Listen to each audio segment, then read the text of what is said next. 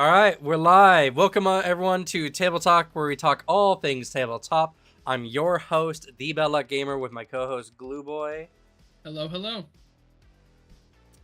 And if you're tuning in for the first time, either after the stream or whatever, just know that we normally get started on the main topic somewhere in the 25-minute range.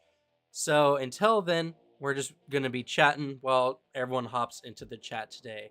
Also, hi, Oyman, and hey, Dead Phoenix. We got more and more.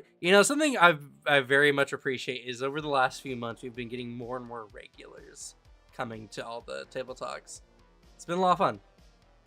It has been. I just want to change my background. Not that the War of Immortals stuff isn't cool. But here's real cool art. We'll put this in the back. The God's Reign art. A decent backdrop. All right, but hey, so Alex, what's been going up with you? Well, I have been reading the Tianxia book and falling in love with this continent.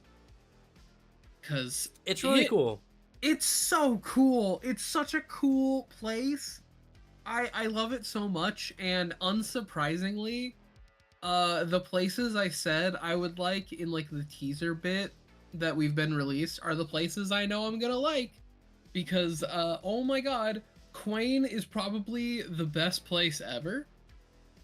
I adore it. I adore it so much. I love the absolute concept of an entire nation full of martial artist cultivators, and the absolute like goofy little tidbits I found in there.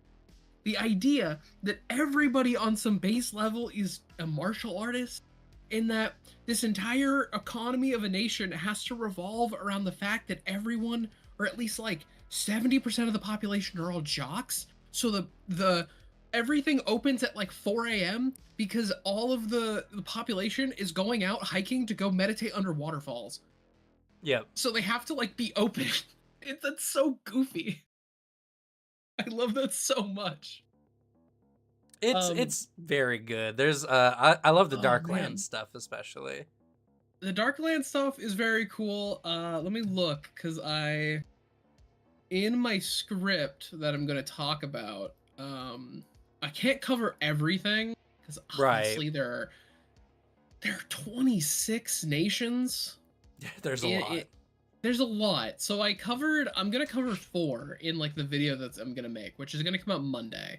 I'm gonna record it tonight and it's gonna come out Monday. The 4 nations I'm going to talk about are my 4 favorites out of the 26 bangers in this book. I'm going to talk about Quain, Shenmen, which is horrific. What an awful place. Yeah. Valash Raj, because that place also rules. Everyone living around like kaiju is so fun. And then Wansho of everyone being under the control of a giant kraken is so interesting. I was also I don't know, I was also really happy that I always like it's like the goofy part. I think everyone gets that moment. I was really proud of the fact that I got to kind of use my major in this script, because it's really fun how the nation of Quain is literally just the Xinxia genre of like Chinese fiction. Like that's all it is. And then I was like, let me make sure my information's right, because I've studied like genre in college. That was I'm a film major. A lot of my homework was pure genre, and I was like, let me make sure. You know what? I'm gonna make a small little thing giving the difference between Xinxia and wuxia fiction. And it's like there's a difference. It's an interesting difference, but there is a difference. Technically, wuxia is more historical fiction, and by that, it just means there ain't no ghosts or gods appearing in it. They still do the wild, crazy bullshit. There's just no overt supernatural stuff happening. That is the difference. Which is so fun. I've been having a blast with Tianxia. Yeah, honestly, everything that Paizo's been doing with second edition has been really cool.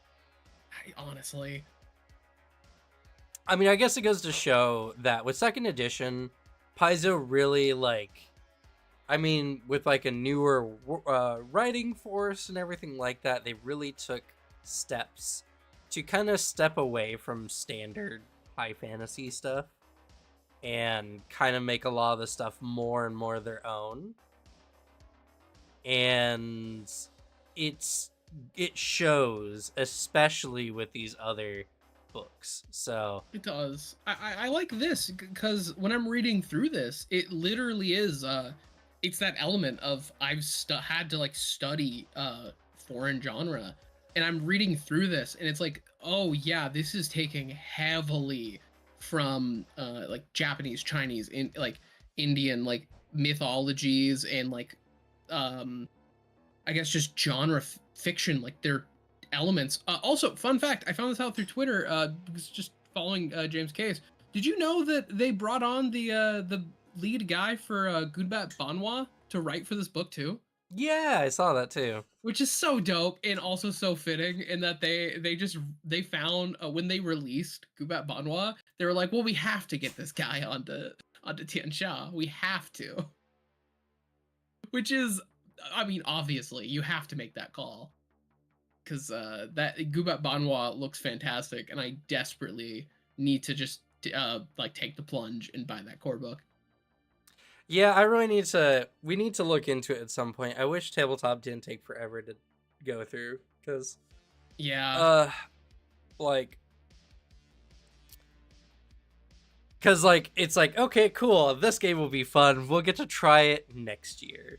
Typically, is the exactly. case. Maybe It one takes a day. while. It's a cool core book though. It's one of those core books where everything I see from it is stuff where I'm like, I just want to own that. Like everything about it, it's like its art design is so good. What'll be nice is maybe one day we'll. I think a cool thing to do would be to record 8 hours a day, 5 days of a week, get pretty much a whole season pretty much like kicked out. Maybe some extra episodes in the next week and then take like another week off and then or another couple weeks off. Just start posting that and then that let and get into like another game after like a couple weeks off from tabletop. I think that'd be really really good to be able to like burn through various tabletop in a lot shorter of a time period while also creating like a pretty decent tabletop backlog. Would be fun. I would enjoy that for like a solid couple campaigns, and then I feel like I would be dead. Like Well, yeah, burnt you'd have out. to take breaks between the Yeah, campaigns. definite. Because I'm like, Something. I love tabletop, but like too much of it, I get very much like, I want days where I don't. I don't. Sometimes I just want to be me and chill out and like not roll dice. Yeah, well, I mean that's the thing is like it's just like a week, maybe like a week and a half. Not even a week, like a work week. Or maybe 2.5 work weeks. Or a work week and a half, give or take. And then like 2 weeks off. And then on to another game. Or even go a month off. Like even if it was a month off, it would still be much faster than what we currently go through. Yeah, it makes me wonder what like the Dimension 20 where like cycle is, because I know they have a lot longer stuff because of the production element to it, because they have a lot Yeah. more obvious heavy investment in that end. But also when their campaigns are literally like 5 sessions long. Yeah. Like that is like I imagine that is probably like a literal week of work. I don't know. It's something that I would like to do just because I want to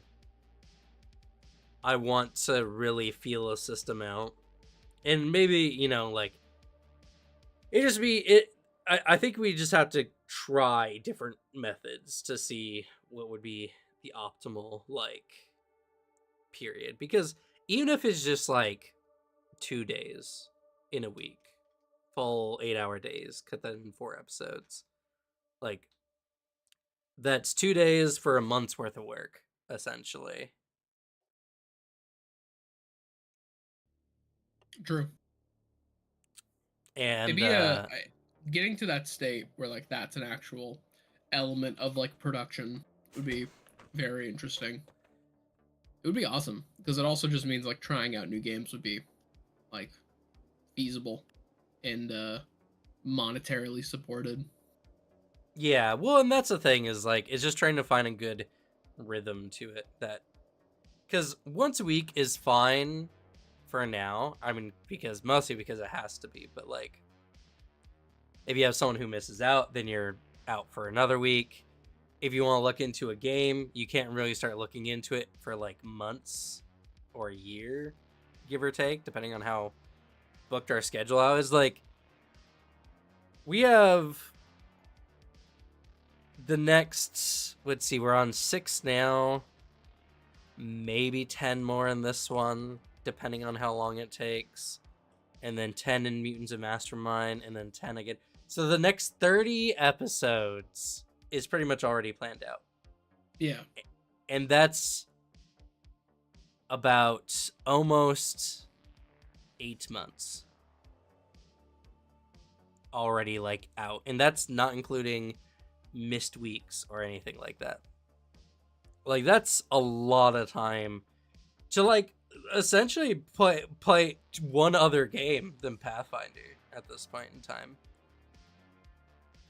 So one day when we get more finances, I would definitely like to, like, start squishing some of the content hours a bit so that we can take a look at some other content in a much more timely fashion. I think that'd be overall better for the channel as well. It's just it's about finding that rhythm that works really well. But beyond tabletop stuff, anything else going on with you? Any other cool things?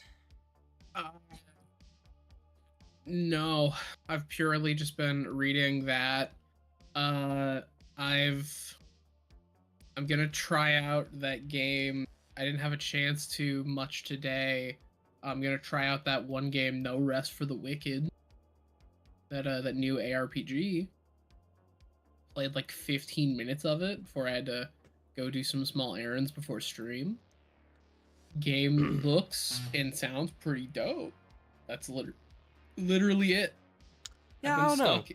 I've been stuck in Tian Sha, though I was hesitating only because I saw that like the initial release was pretty bad, but then apparently like they've really quickly in the last like 5 days hot fixed all of the issues that people were having. I mean, they definitely seem hot on it. It just, to me, I don't know. It's just one of those games. Like, there's been a bunch of games out now where like a lot of people have been super hyped for. A lot of people that I follow, and I've just been like, meh. Like, No Rest of the Wicked. It looks interesting. It just is. It's ARG or ARPG Dark Souls, essentially, is what people keep saying is the combat. Which is the reason I was even interested in the first place, because I was like, ARPG? No, thank you. I don't like Diablo. And then I was like, oh, wait a sec. It's got like actual, not just clicking on stuff gameplay. All right, sure. But I just hate Diablo's gameplay. I find it really boring. And then I played like just part of the opening area while I had time, and I was like, oh, this is actually kind of fun. I like how this controls. Like, it feels really nice. And then it's like it's just apparently got like a lot in it, is the part other people like. Like building your own house apparently is an element in it. And I'm like, oh, that sounds fun. I like that. Yeah, I don't know. There's nothing about it calls out to me. It was one of those games that it just, like, I like Dark Souls stuff, but just wasn't one of those games. Another game that I mean, to be fair, it's only out on the PlayStation, so there's nothing I can do about it anyway, but is Stellar Blade. Looks fun. Combat looks pretty intense. Yeah, the most like harsh stuff I've been hearing is that like when you actually start playing it, like it's fun for a bit, but then it's kind of the same thing for like 10 hours, and it's like, oh, okay, that was an all right experience. I don't know. Like the Yeah, a lot of harshest, people. that's the harshest reviews I've been hearing is like the game's all right. Yeah, I don't know. It just It's like solid. it looks interesting, but it's all out only on the PS5, and I'm not gonna get a Yeah. PS5, so. Yeah, Sam. But it There's not looks fun. Yeah, it seems fine. The bit that I got wigged out about was like, oh, that's way slower gameplay than I thought. Because a lot of the trailers made it look more like a Devil May Cry style game. Yeah, yeah. I don't mind that though. Like, mostly because a lot of slower games are not slower in the traditional sense. They're just not button mashers. They're always like, it's always high intensity. Like Sekiro is very slower, but it's very high intensity the entire time because you Exactly. have to parry enemies, and the whole point is playing very well, which means being active the whole time. And like, Yeah. I think that's something that a lot of people just uh it's not the right way to put it. A lot of people, I think, are misinterpreting slow as not button mashy. Like, it's not God of War. It's not Devil May Cry, where you can kind of just run into a group of enemies and just kind of hit the buttons and kill all the things. Oh yeah, I was hoping for something that was quicker movement and like air juggle like combo, like Devil May Cry stuff. That's what I expected when I saw the trailers. And then when I saw gameplay in the brief bit, because I do agree that Phoenix, there was some weird stuff around it, mainly in the weird stuff I kept seeing of the long set of weeks where I could not figure out what the gameplay was because all of the only footage I could see of the game was just softcore porn people were posting. But like then eventually I was like, "Oh, it's like a Souls Light? Okay, that's not what I expected." But all right, because I expected one thing, got the other. It wasn't like an immediate like I want this less. It was the same like, "Oh, okay. Fair enough, I guess." It's not what I thought it was. Yeah. I I keep don't know. hearing the same thing. Like, all the people that like were fighting of like were fighting about it and like screaming about it, trying to. It was a weird like you guys are gonna hate this game when it comes out. All the reviewers are saying like, yeah, it's solid. It's a fine time. Yeah. Which is oh, that's a good thing for a game to be. That's better than the alternative. I'll take it. Yeah. I mean, like, there's honestly, and especially because it didn't release in an abhorrent condition, at Yeah, least true. for the most part. There's probably some people who have Actually, had problems, but like, imagine that's a selling point. The game works when you hit start. I know, right? Yeah. I mean, but that's the thing, right? Is like that's what it is with AAA games nowadays. Yeah. And the thing is that there's plenty of other AAA companies that prove them wrong all the time, but who knows? It's just it is what it is. But yeah, That's what I like there's with the games that are now. I like that they're doing it now.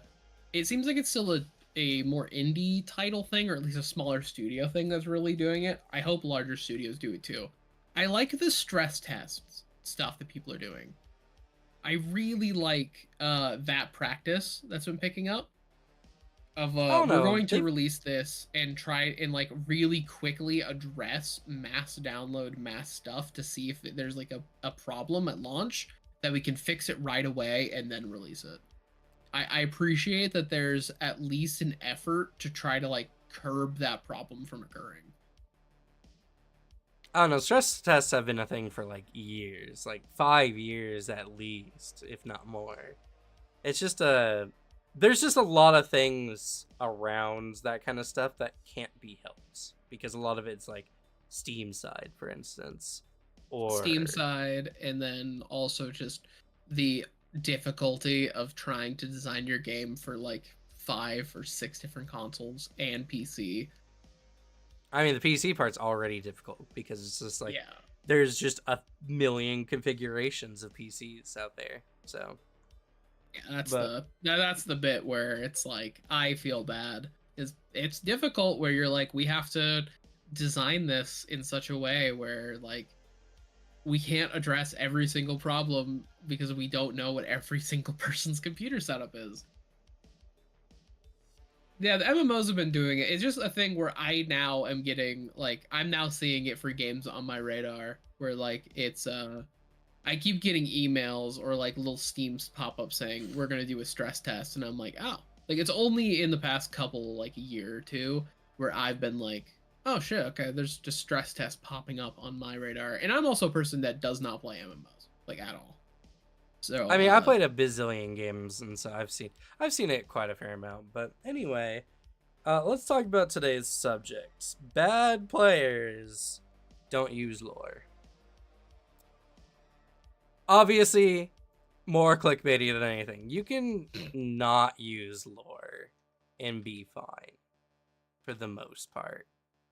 It's it depends on just where you're running and how your game is set up, I feel. well, okay, yeah, exactly, right? Because imagine playing like Rogue Trader or Wrath Yeah. and Glory without having any lore knowledge whatsoever. That was my You're immediate thought. you're just going to be playing a I guess I'm just here kind of character.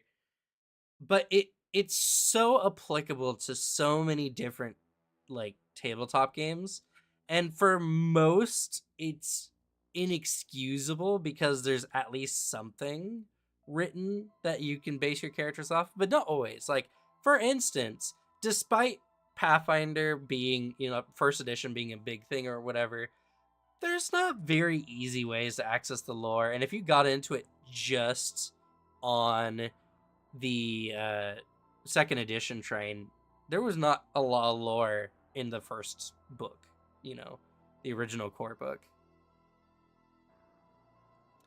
We know that Glue Boy loves the Pathfinder lore thanks to his YouTube video. We do. Yeah. One of the reasons why I want to bring it up today, because it's something that I feel like, to be honest, even I haven't really been taking full advantage of with a lot of my characters. I mean, I do to some degree, and I try to do my best. Like when we played in a homebrew world, like I got some down lows on some information. I tried to make a character, and I feel like I made a character that was relatively good, but there wasn't like primers. There were primers. I read the primers, but they weren't like real primers. Just what one D&D GM managed to type out about a whole world, by his Yeah. lonesome.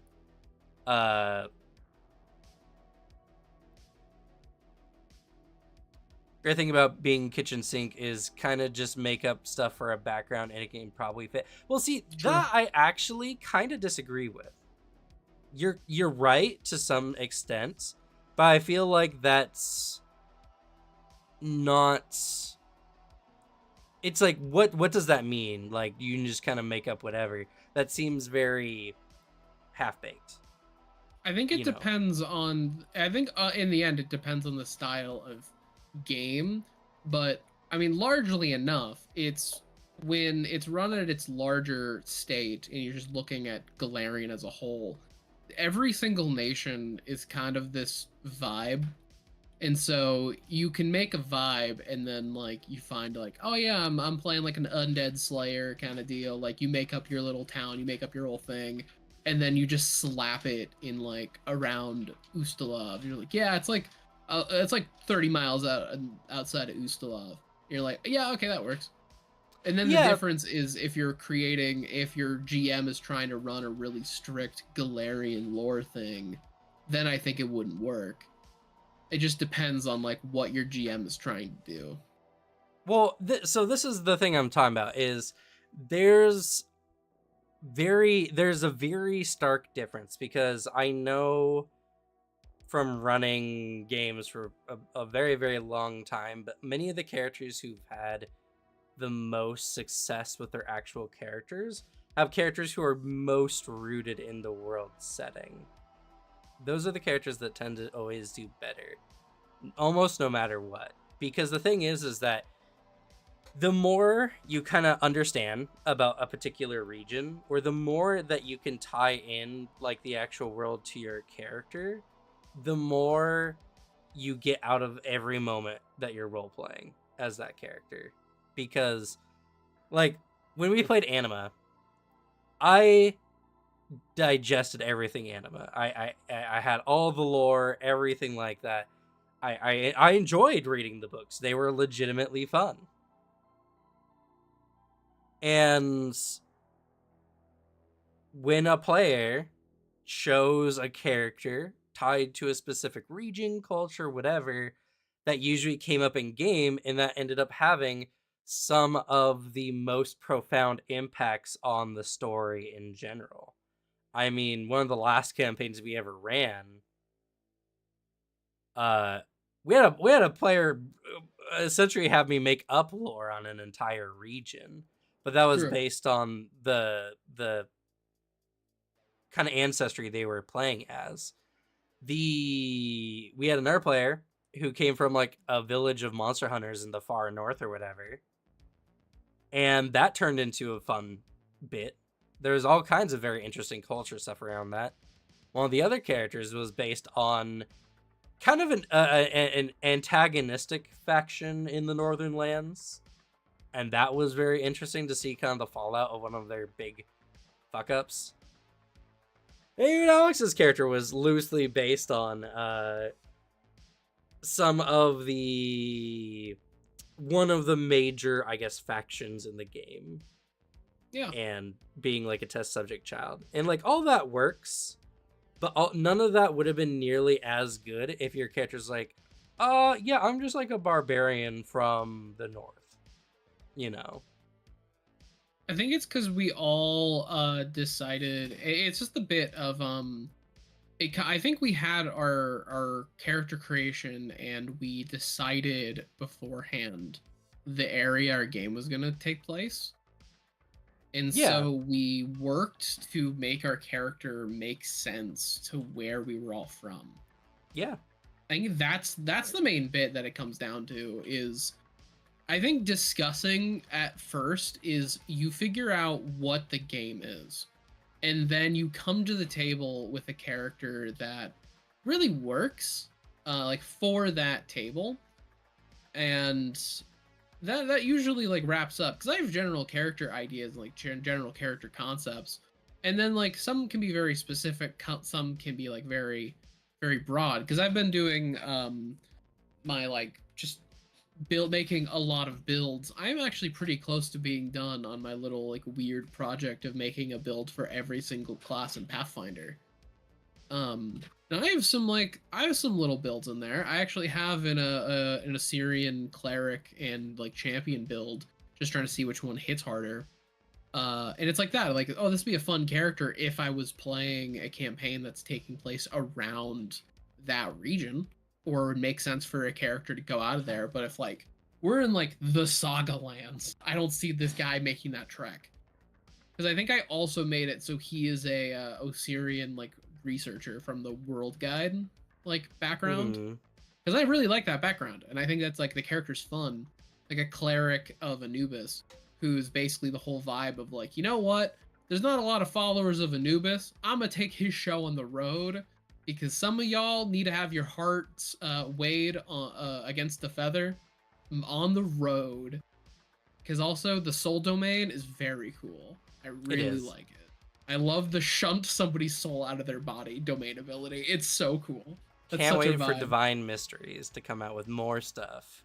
I know. That's the bit where I was making some divine stuff and I'm like, I want to wait because there's better things. But like, Yeah, yeah, that idea. It's you have like that character and you're like, this would work in a very particular area because it's fun to have that character. It's like, oh, this game is going to take place in a region or around a region. Well, what if I made a character that's kind of an expert on the region?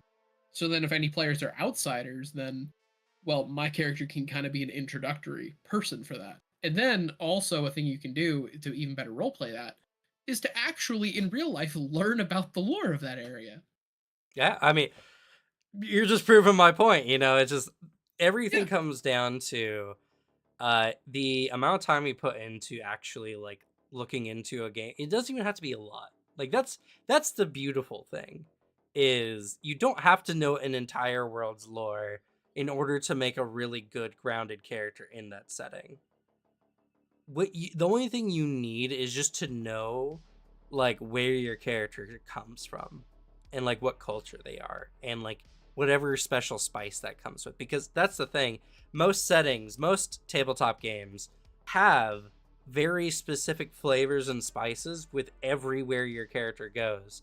In the new Qianxia book, literally every one of those provinces, those little kingdoms, have their own special sauce that all you have to do is just put your character in that background, that's interesting idea, and boom, your character's more flavorful. Now, obviously, yeah, of course, you need to make a character who makes sense for the campaign you're going into.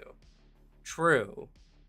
But that can be as basic as anyone's willing not to work on it. You know what I mean? Because I've seen plenty of times characters just like, my character's just kind of been around. My character's a wanderer. He goes from place to place, just to see what's up. And like, not that I think a vagabond character is a bad idea, but what would make that vagabond character legitimately better is if you know where he came from or why he's on the road, and then tying that into the world. Like, maybe he's been exiled. Maybe there's a region he just doesn't want to go, And someone mentioned creative verse. Like, I like the idea. Like, clerics are really good because they can flavor your character in a lot of ways, and especially if you pick a god specific to the world that you're playing in. But that's still only like half of the sauce. Your character still comes from a place. Like, your character wasn't, or typically isn't, just born as a cleric of your god. Maybe that's a story. Maybe that's a thing. But like, even then, tying a character to a region, area, whatever, adding a little bit of that local spice to your character only makes your character better. There's no way it will make your character less good unless your GM doesn't like doing any stuff with the world lore and just ignores everything about your character. Which case, find a better table, I guess, or at least that's what you signed up for, so you should know.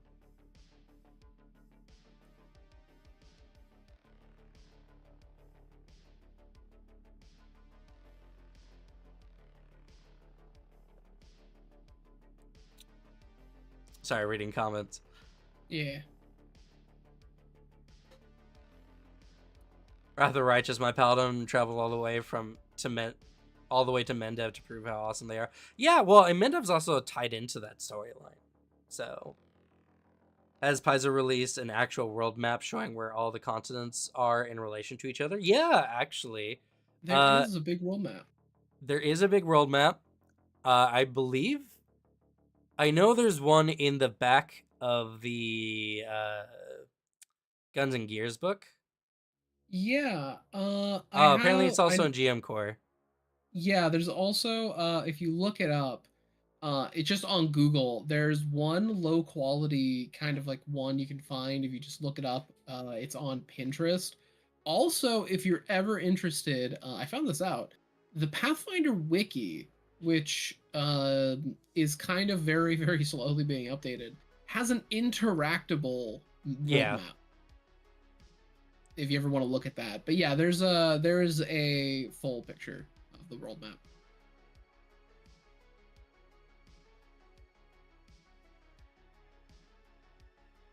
And then also, yeah, I think that's a good point. The there is an element too, like speaking of the idea of just far traveling, there's also the element of making an interesting character that is very not from the area.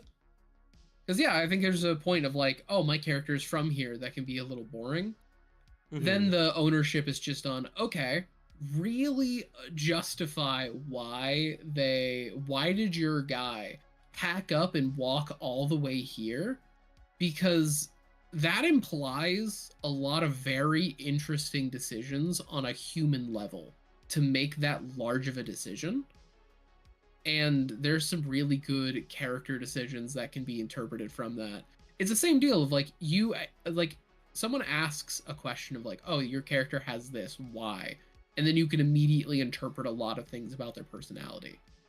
So there's like little bits about like making your character not just a build, but like a person that I like to do, at least in my process. Yeah, and I mean, like I said before, there's no saying you can't have good tabletop without fully diving into the lore or making a completely grounded character in the setting, and sometimes that's just not available. I mean, you if you're playing in your GM's homebrewed game and you don't like we're about to do in Plague Watch, and I guarantee I am not going to go and write out a whole world for my players to look and decide where their characters are from because I don't have that kind of motivation. No, But you're gonna come up with it on the fly, and then come up with it as we ask questions. well, that and also that's also why we're doing the children's campaign start, Yeah, because then your backstory kind of writes itself in that sense, which works really really well. And then there's just game settings that just don't have it or are designed not to have an innate lore. Fabula Ultima, for instance, at least on release, doesn't have an actual game world. It gives you stuff to work with when it comes to making your own game worlds. They are yeah, like releasing their tables. Atlas, High Atlas or whatever. Yeah, I remember seeing that on Twitter. Some of the devs talk about that. Yeah. Some new fun stuff. I really want to play more Fabula Ultima. I think that game's It's a really good cool. time. It's a fun Uh, time. Also Lancer. Like Lancer does have a lot of lore bits you can kind of attach to, but it's very hard to be like, oh, this is the world I came through, because the whole point of Lancer is that you exist in an unfathomably big universe where Yeah, you can say whatever you want about your planet and it's just like a thing. Lancer is a lot more of the setting that you do just make it up. You make up what your character's background is, and that is and the answer is like, yep, that is it. Unless it directly breaks some of the foundational pillars of like what Lancer is. And I think that inevitably does cause some havoc for characters. I feel like just having solid backgrounds makes characters much more grounded, which brings a lot of gravity to a lot of choices or stuff, you know. Like if your character's from a region that becomes imperiled by the adventure, that's something that you can really latch on to as a character aspect. Or if your character is literally a fish out of water and you know is so unfamiliar with the world around them because their culture they come from is so vastly different. Characters can come from that kind of stuff at all. It's it's hard sometimes to justify a character, especially if they're from the Underdark such. Well, I mean, kind of yes, but kind of no. Adventurers are already unique individuals of any culture. They're they're the ones who break the culture conventions to go out to do more for some reason or another. So just because a character is like a goblin playing an intelligent person, even though goblins have been notoriously depicted as being dim-witted, is not bad by any means, and you can have legitimate reasons for that. So Even then, like actually interestingly, in Pathfinder Second Edition, because this is actually very strongly a character I've been working on and what I consider to be a character I really want to play next. I was looking into this. Paizo has kind of shifted it. It's the goblin culture is just a lot more like live in the moment, to the point where they're just like, why would I sit down and read a book? And so like that's where that element of it comes in of like they're not just dumb, they're more just like, why would I go and get an education? That sounds boring.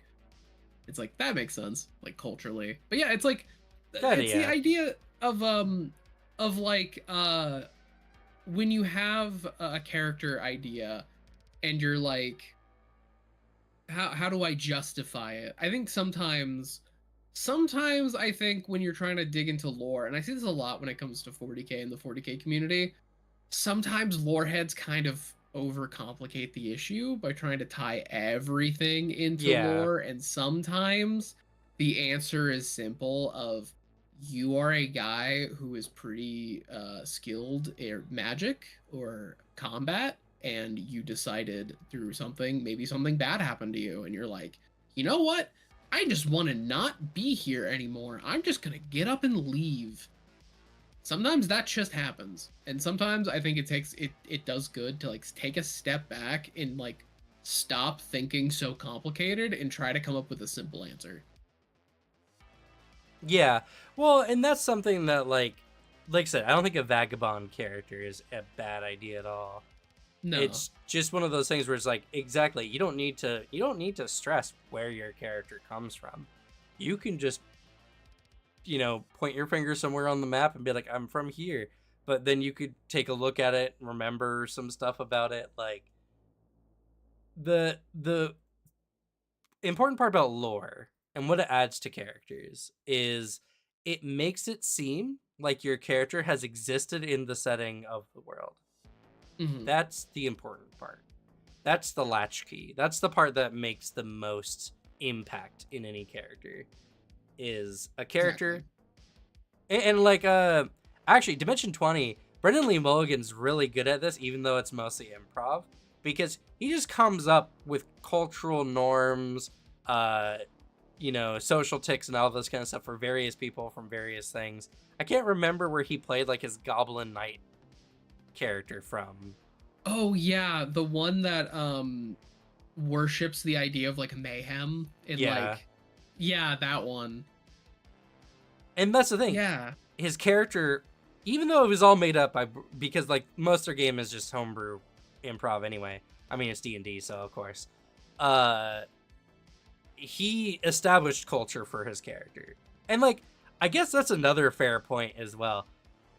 It doesn't even have to be lore. You could just do something, make something. Like, one of the most successful character backstories we ever had was all homebrewed lore around a character because they just kept asking questions and I just kept building and building and building until we had a whole city, culture dynamics, and like political or politics like in place. And it was really, really good. So it doesn't necessarily have to be lore. I guess the reason why I point to lore specifically is because it's the easiest, most accessible way you can do this, without demanding your GM make a whole homebrew thing around you, or without necessarily building a whole homebrew thing around your character's backstory yourself. Which I mean, if you did, honestly, your GM would probably be kind of thankful for that. It'd be like, oh man, this is sick. Yeah, I'm totally gonna throw this in the campaign. I can't now. Can't not use Yeah. it. Yeah, fair. Uh yeah, honestly, something that's mentioned, it leans into an idea I personally use. What Dead Phoenix says of like, yeah, adventurers are weirdos. Who goes and fights extremely dangerous monsters for pay? It's yeah, that's my outlook because it's the idea of also with Vagabond Wanderer types of characters need work to sell as grounded characters, though. I think any character needs work to sell as grounded. It's all improvement Well, in yeah, roleplay. Every character needs it because you can be a great role player and sell literally any type. You can be human man and make an incredibly deep character concept if you just role play it well and everyone yes ands and riffs. It's actually, funnily enough, we brought up the Dimension 20 idea. Literally, I've been watching this. I'm finally on the junior year bit of their Fantasy High, and in the first part of their first session, the joke is that they're on the finale session of a fake arc, and so they keep introducing in this big finale fight a bunch of random NPCs, and one of the most beloved NPCs is literally just a fucking guy. Like, it's just a dude, and he had one of the most impactful deaths in that battle, and all he did was grunt and like grumble because he was just drunk and no one could understand him, but everyone was really sad when he died. And the bit that Brennan was trying to play into is like a regular guy that's basically like if your cousin was in town and you gave him a mini. And then yeah, they're like, it's wild what you can do and build attachments to in the span of 10 minutes. And it's like, yeah, it's all just skill. But it's the element of what I believe in when it comes to like adventures or weirdos. And it's a part I bring into and I try to answer that question every time I make a character. The idea of going out and being an adventurer The conscious decision of doing that, if your character isn't just thrust into the world and like it's a situation of like, oh god, what have I gotten myself into? Instead, it's a situation of your character willingly doing this. That is a suicidal job choice. You are going into a career path that has an insanely high kill count. You are going into a path where you are going to travel the world, kill monsters, deal with horrible things, probably for low pay. You're sleeping in dangerous, like haunted forests, horrible monsters, getting cursed and getting diseased and poisoned constantly. It's awful. So the idea that you as a human being would willingly want to do that kind of implies that something that what you were dealing with before was so bad that that is a better alternative, or that just there is something ahead of you where this is your only step, that this is a thing, a sacrifice you are willing to make, that this awful experience you're undertaking is the way to achieve your goal. That implies a lot about you as a person. So that's like a step I think a lot of people can make and design their characters. What happened that's so bad that you decided to go do this? Or what is so important that you're going to take on this job that will most likely get you killed in the grand scheme of things, like statistically? Most adventurers, I think, probably die at like level 2 or level 3. Like if you took it in as like a large career path and looked at all the numbers, not just in like your game and your party. Or you are just dumb. That's the other answer. Or you're just a dumbass and you're like, I got my grandpappy's sword, and then you get eaten by the dragon. Yeah. I mean, yeah, so like again, that's just kind of, and that's also another aspect of lore as well. Like, what is an adventure? Because that changes from setting to setting. It Uh, does. in Legend of the Five Rings, you're playing as essentially like samurai knights who are dedicated to a lord and dedicated to a family, and your characters are out there because it's honorable, it's expected, it's what they've been training their life for. So, you know, you can't just have some guy in Legend of the Five Rings. It just doesn't work that way, because that's not what that the story is not about, like, rando people. The story is about people from this. It's the exact same reason why it's like in uh Wrath and Glory, you know. If you're playing a certain tier of campaign, you're not just going to be some guy, because some guy just gets decimated in like nanoseconds on a battlefield. You're dealing with some level of stuff, which actually I think it's a point I was thinking about too, for a right moment to bring up. The games that require you to have a level of lore knowledge, not just bringing this about like my special interest being Warhammer. There's other games that do this too. I was actually looking into a game, the Modifius, I think it's what the company's called. They made For the Fallout RPG. They made the Dune RPG. Let me I look up the don't know. company name. I was looking at the Fallout role-playing game. Oh yes. Also, thank you, Marilyn, for the Yeah.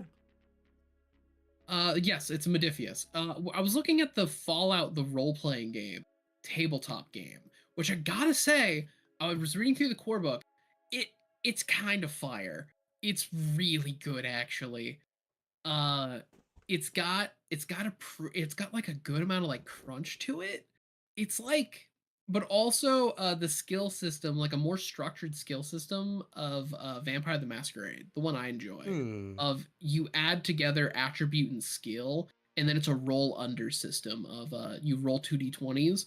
You're trying to roll under a target number, and your Hmm. difficulty is like how many successes you need, and you burn a table resource called action points that you can either do special actions or add extra d20s to checks. So it's really good, like it's super cool.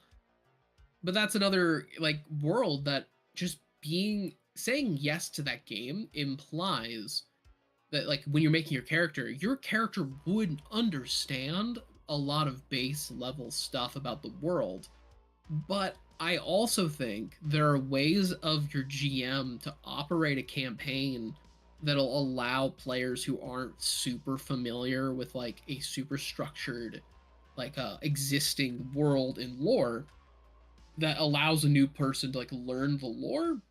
Like with 40k, like you can still operate that. Like you're playing guardsman who you're a guy who is handed like a flak jacket and a las gun. You are not familiar with like the many different Xenos races in chaos and like all of the inner workings of that. You understand that you were in space, you were given a gun, you were told what to shoot at, and then you can build on your knowledge from there, and then the campaign is set around like introducing you to the world. That is a thing that can happen.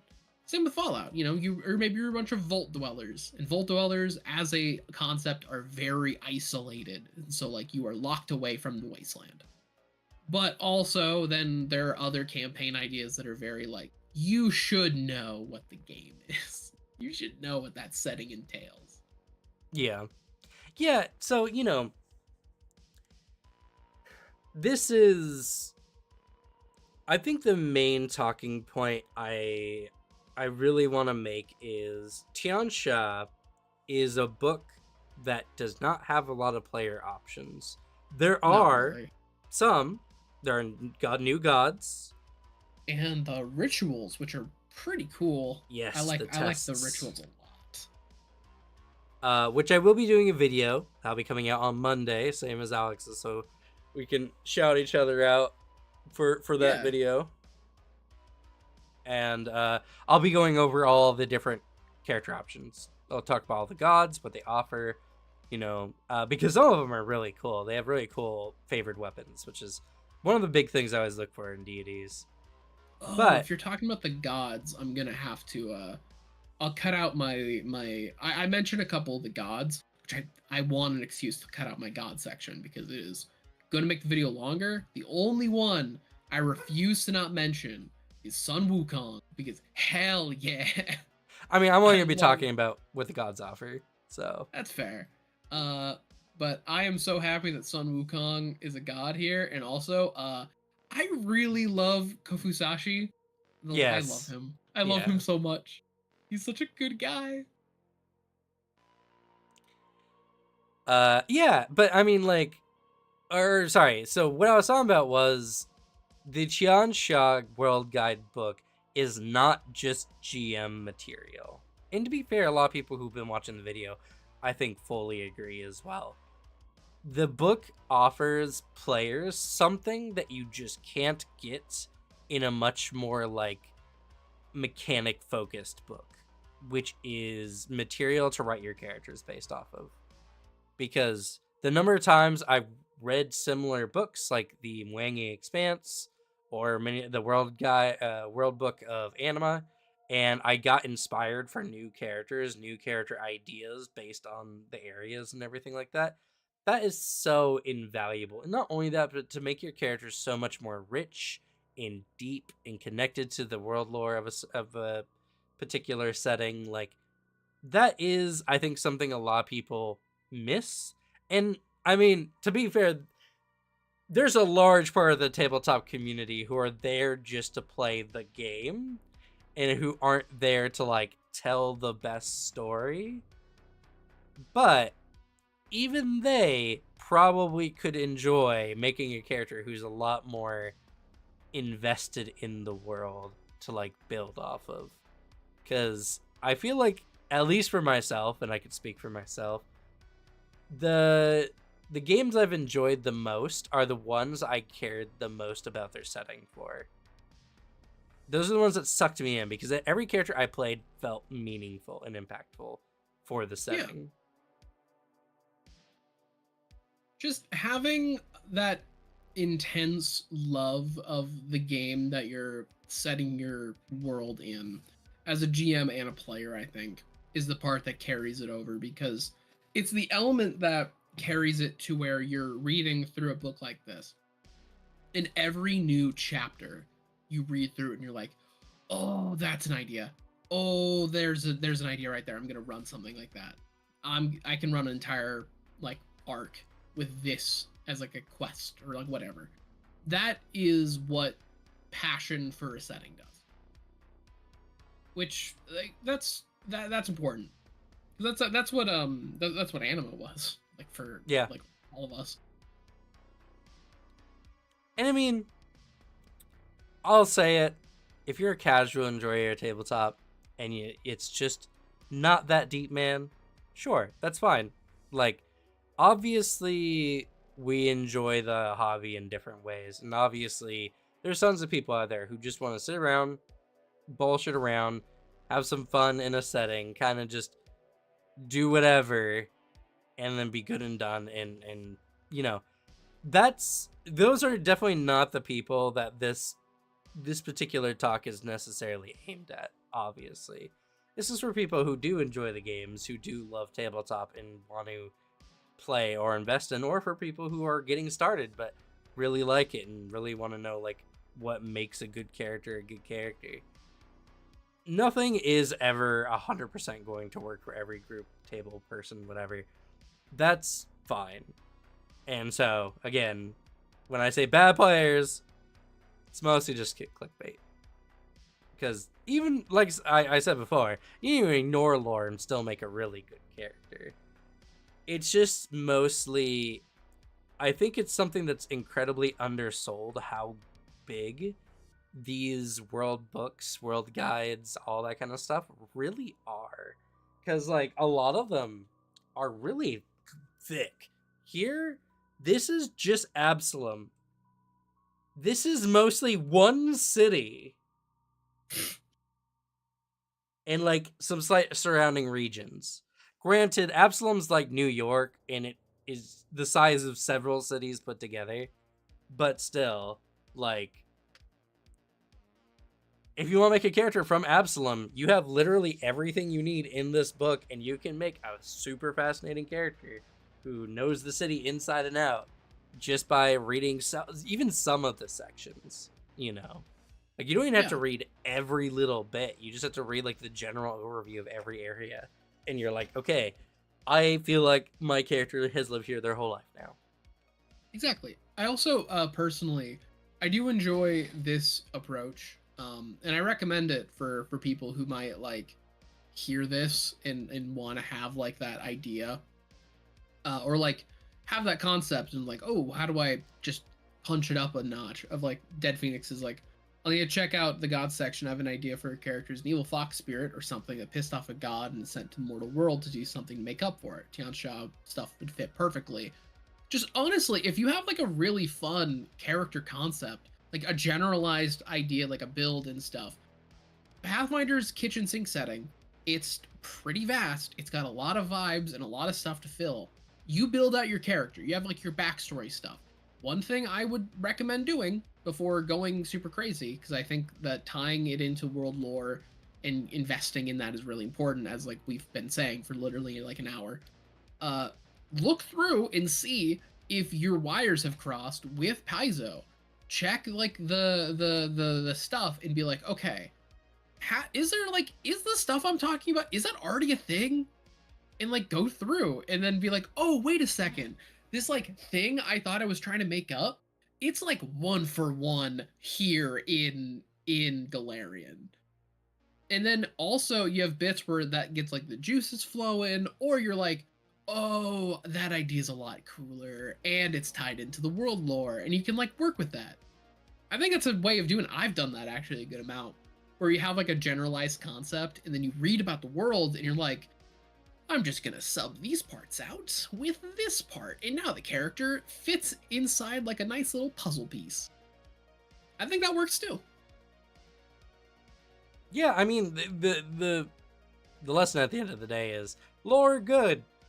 Invest in reading lore, or at least invest in making your character deeper than just a build. You know, give your character a reason for what they're doing. Give them something, anything.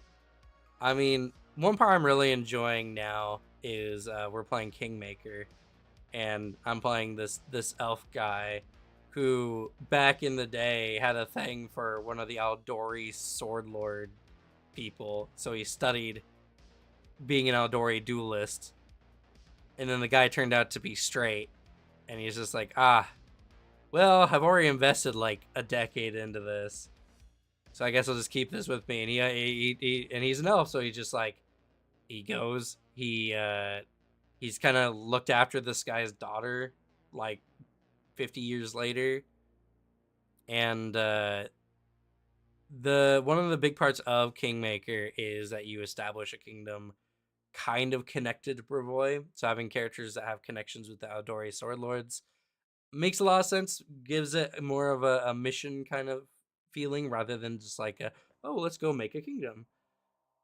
And it's been good. It's something that's been very interesting, and it's created a lot of interesting moments interwoven with the story. And you never know when you make a character who's tied into what's going on in the narrative, when you're gonna see something that's like, oh wait, that's actually related to my character somehow. That's always the coolest thing when you see that happen. Yeah.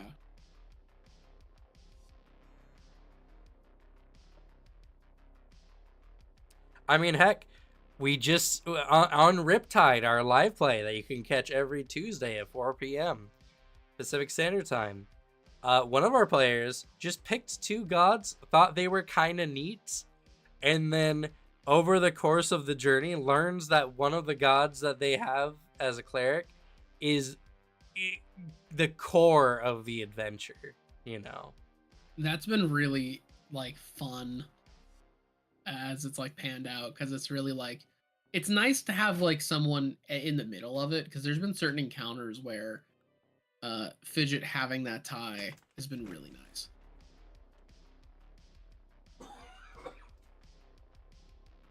You know, it also just it's always nice. Yeah, it's also just the lore is very interesting, and there's gonna be stuff that you're going to like find yourself attached to. Uh, Honestly, it's a thing I've been doing, and it's the thing that pulled me in to like what I've been making my videos in the first place.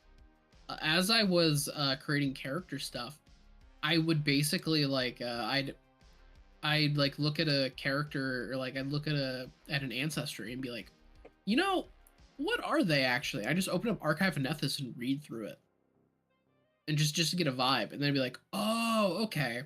That's where I have my character concept for the one I'm really excited about. The he's my goblin thaumaturge, because when I read about the whole like the Archive of Nethys page for goblins, and like their whole aspect of how they kind of operate culturally, and I'm like, oh, okay. So yeah, I have my goblin kind of con artist who is being a thaumaturge, and he operates purely based off of vibes, because he can read. He like learned how to read. He operates scams, and the main issue is that he's just like raised in a culture that doesn't super value intelligence. And so like he's always been kind of looked down upon for being naturally kind of smart. So he's never really like opted into it.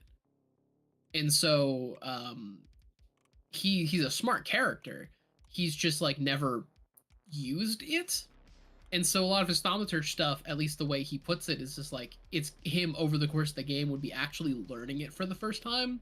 But at the beginning of the game, it's purely him like he lied about being a monster hunter, and now he's an actual monster hunter, and he has to make up on the fly that he knows what these monsters are.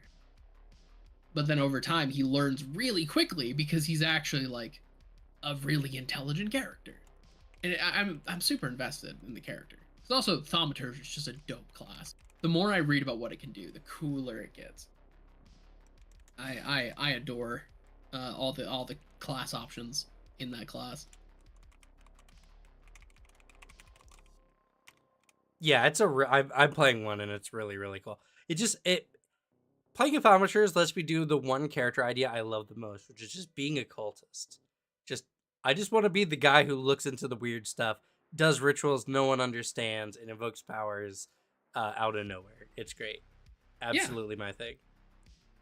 And I also really think the conceptual bit of playing a thaumaturge who like is actively learning about monsters during the campaign, but there's a non-zero chance like he has to like pretend to the party he like knows what a werewolf is, because he's like, oh no, it's okay, like we'll say it at like the same time.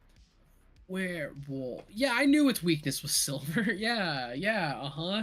I've read about this, totally. And he's just purely using esoteric lore to like make it weak against him because he's like, I don't know what the fuck that is.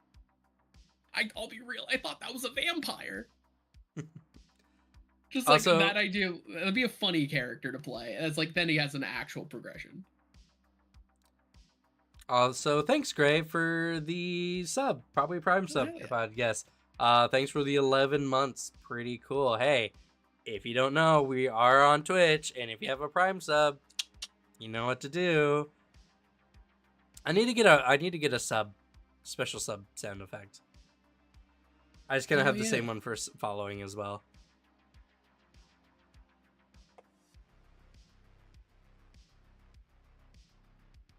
We had a Cthulhu Cultist PC in my first D&D game.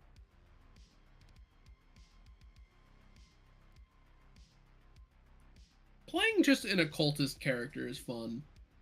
I like the idea of a character who delves into like the unknown to like figure out the secrets. That's why like one of the most fascinating characters from the Magnus archives is Lightner. Yeah, I agree. Just having all those like spooky books, and that he Even though also he's a complete operates. piece of shit who He's a sacrificed piece of shit. lives to figure out the books and all that kind of stuff, as an occultist, like I he's the kind of character that I really like as far as like uh what they do. Maybe not how he did it, but what he does, which is just dives in, finds these books that are just really fucking dangerous, and uh you know, has learned their strange mechanics. He's learned to say just the right amount of words to fold a creature into space. But if he said too many words, he'd be folded in himself, and that's the kind of stuff I like. Just the people who are deranged enough to delve into stuff that's so outrageously dangerous. I love his like vibe of just carrying a fuck ton of books on him, and he just like pulls them out and like just alters reality around him. It's very Yeah, fun. it's very Uh, cool.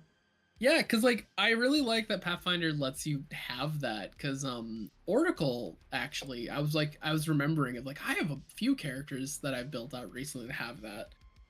Because I built out an Oracle, like the Cosmos Oracle is pretty fun actually. They are really cool.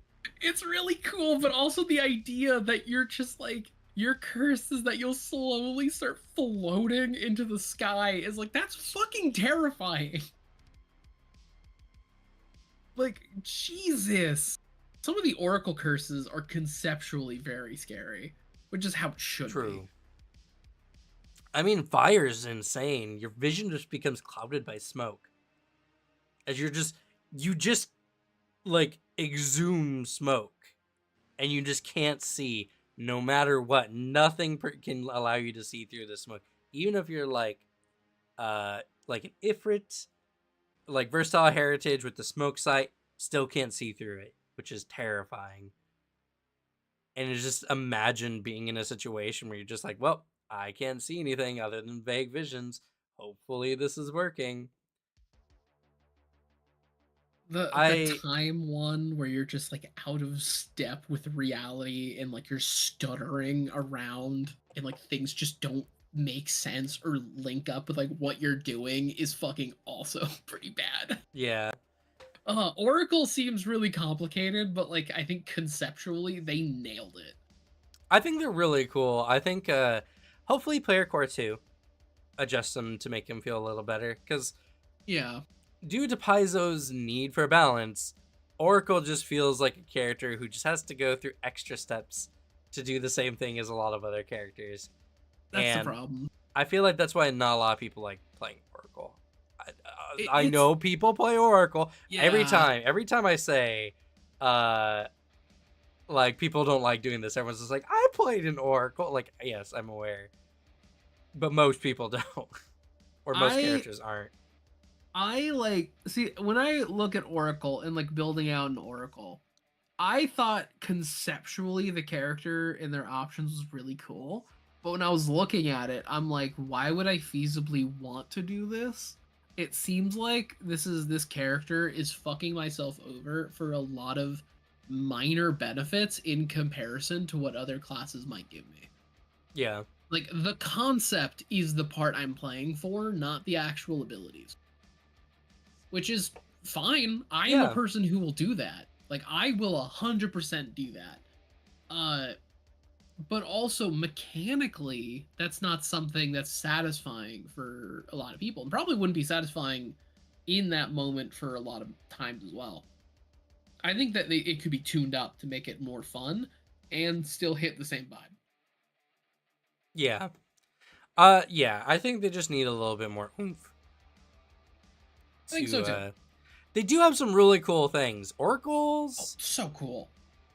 Oracles have the potential to be really insane casters if you want to. Like, they have the ability to, rather than using a spell slot, to just up their curse level instead.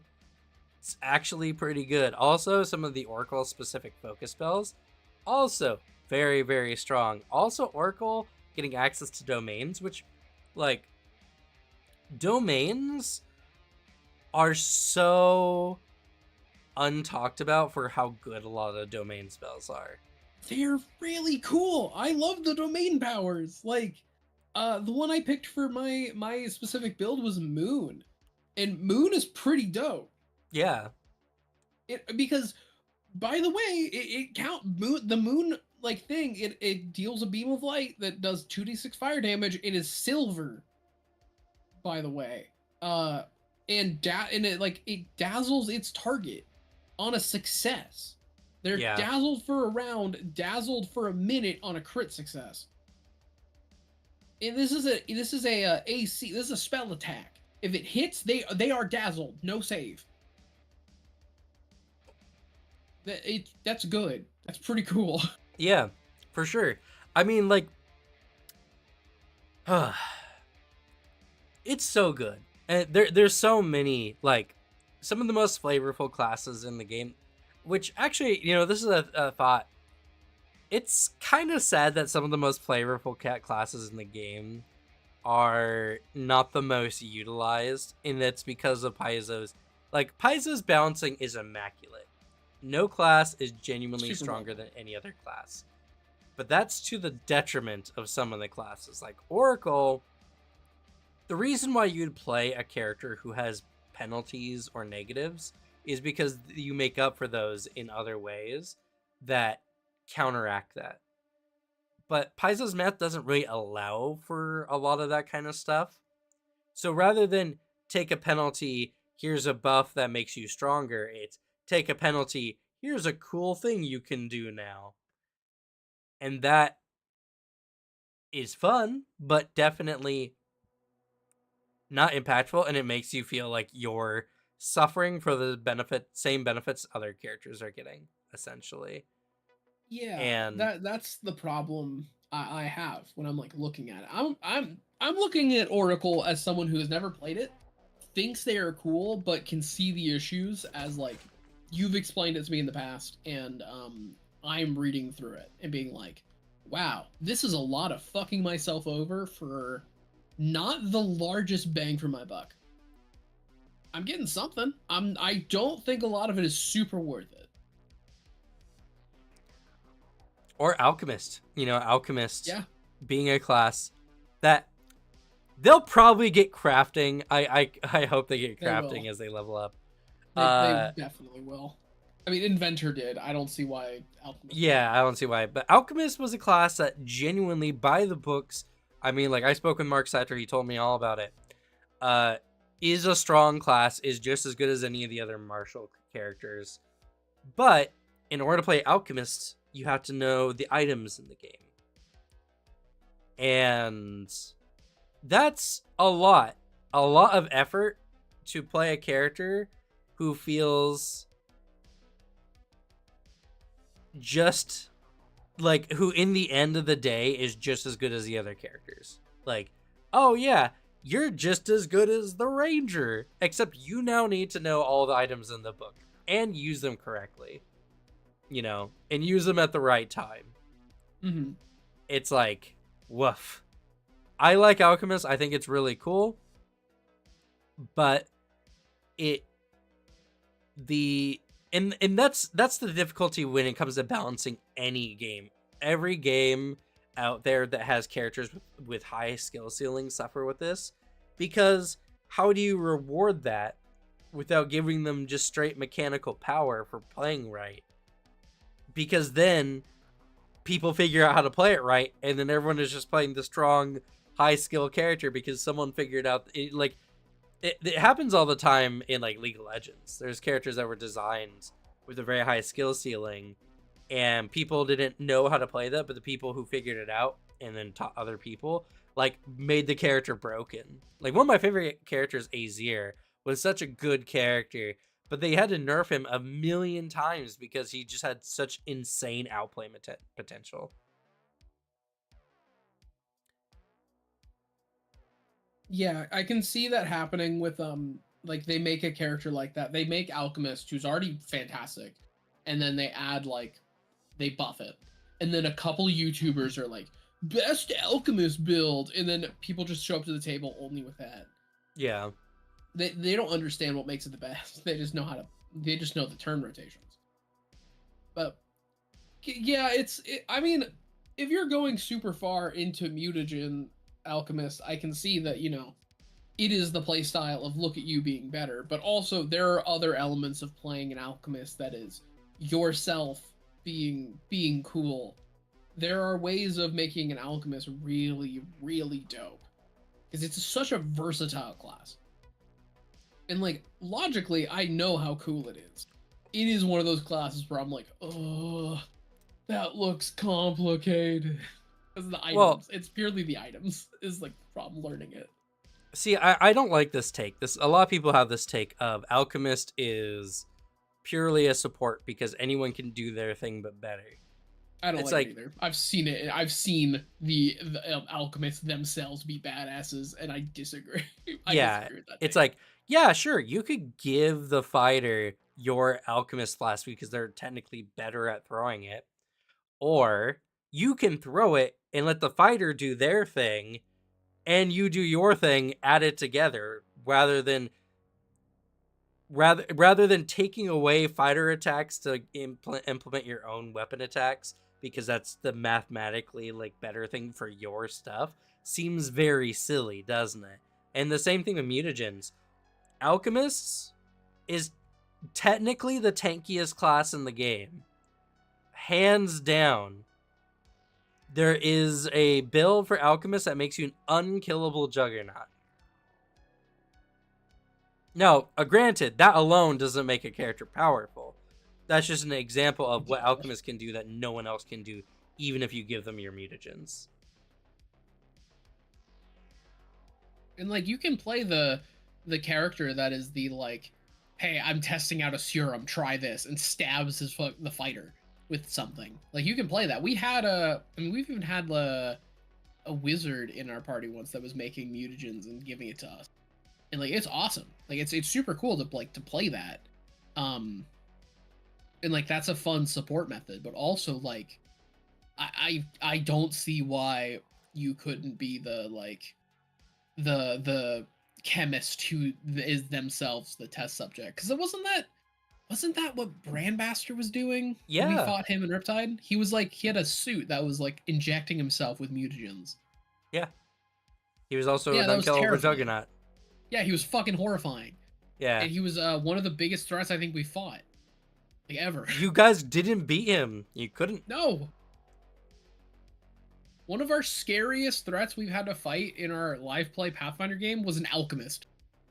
And we were like trying to figure out like, damn, what a scary inventor marshal. And Camp's like, this is an alchemist. And we're like, Buh. He was scary. He was very scary. Yeah. I mean, in like I've made an Alchemist build that's really good.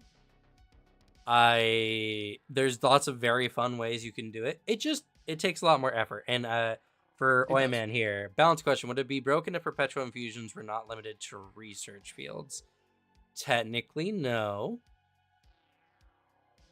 But I don't feel the need to break it. Like I don't know how that helped the class really that much more. other than Kyurgens crying because there's not many healing items, which they've expanded how the Kyurgens thing works quite a bit, thanks to the remaster, funny enough. But the thing with Alchemist is, at the end of the day, Alchemist can have just as much impact as any other class, but Alchemist requires way more effort to get there. And that's what makes it a very sad class at the end of the day, because it's really cool. It's just not accessible. And even for those of people who know the game and it is more accessible to, you're just working harder for the same effort. And so it's like, why am I working so hard when I could just play a fighter instead? Or heck, play a ranger who's just fighter with extra steps, you know? Like, there's, and it's a lot of things. Inventor, you know? Inventor is a little bit easier, and I've been seeing a lot of people doing Inventor stuff, but it's still a bit more complex than some of the other classes. Swashbuckler is another class that feels like it just has to do extra steps just to do its one cool thing. Yeah. Would you also put Magus there? Because I know we've talked about that Magus needs just a little bit of a tune-up. Magus does, which I don't know if or when that's going to happen, because they're not coming in Player Core 2. Yeah. And there's no plans as of right now to do a full rework on Magus. I still stand that, honestly, the part that would make me like Magus a lot more is a missed spell strike doesn't get rid of the spell. It doesn't waste the spell slot. Yeah. Or like something like that. I just, the fact that you have to, like, you have so many chances of failure, like so many things just have to hit. Yeah. And that's the part I'm not a fan of. To where, like, just, I hate setting up and then right at the last moment, boop, missed resource, sucks to suck. That I'm not a fan of. Spell strike, well, we're not saying fine. take spell strike away. We're just saying I make just it don't better. like. I just don't like losing the spell slot. I just wish it was for next attack that hits. I just wish that was the wording. Yeah. I wish that is the only change I would honestly put on Magus. Like, if there was like a small errata that they had to do, it was just like, okay, you're not gonna do rework. Can you please just say like, spell strike goes off on the next successful attack roll? I would make Arcane Cascade a free action. I think it also is fair. Because Arcane Cascade is the most annoying aspect of Magus to try to work into your also annoying. into your like rotations, because it's just like, battle starts. Do you A, run up, spell strike enemy, or B, buff yourself, cast Arcane Cascade, you know? In which case, your first turn, you don't do anything besides buff. And when combats last like 3 to 5 turns on average, you're literally wasting 20 to 30% of your total battle time doing nothing, which feels bad. Yeah, I agree. I mean, I think that Arcane Cascade is just important, like, to have in there. It's just, when I think about my experience playing Magus, though I think you've played Magus longer than I did, and a higher level than I did. My hurdle was the constantly missing and like losing the. And I made a very good like character for like hitting. Like I had the numbers in the right places. I had really bad luck. That's all it was. And so it was I was just missing and enemies were succeeding a lot and I was just wasting resources. And that was the part that hit me the most. But also, yeah, Arcane Cascade is super annoying. Yeah. Like, honestly, for Magus, the best way to use Spell Strike is to use it with cantrips. Because then it just becomes a much more powerful power attack that you need to use a focus point to recharge. Like, that's it. then your spell slots are just for like other stuff, which then become just really hard to use other than like True Strike. It's I don't know. Magus just has way too much that they're trying to fit into the class. That again, it's the balance that is fucking it up because Magus hits hard. Magus has the most powerful per strike damage in the game. Not best DPR, but best per strike damage because they can add on an unimaginable number of dice to a given like strike.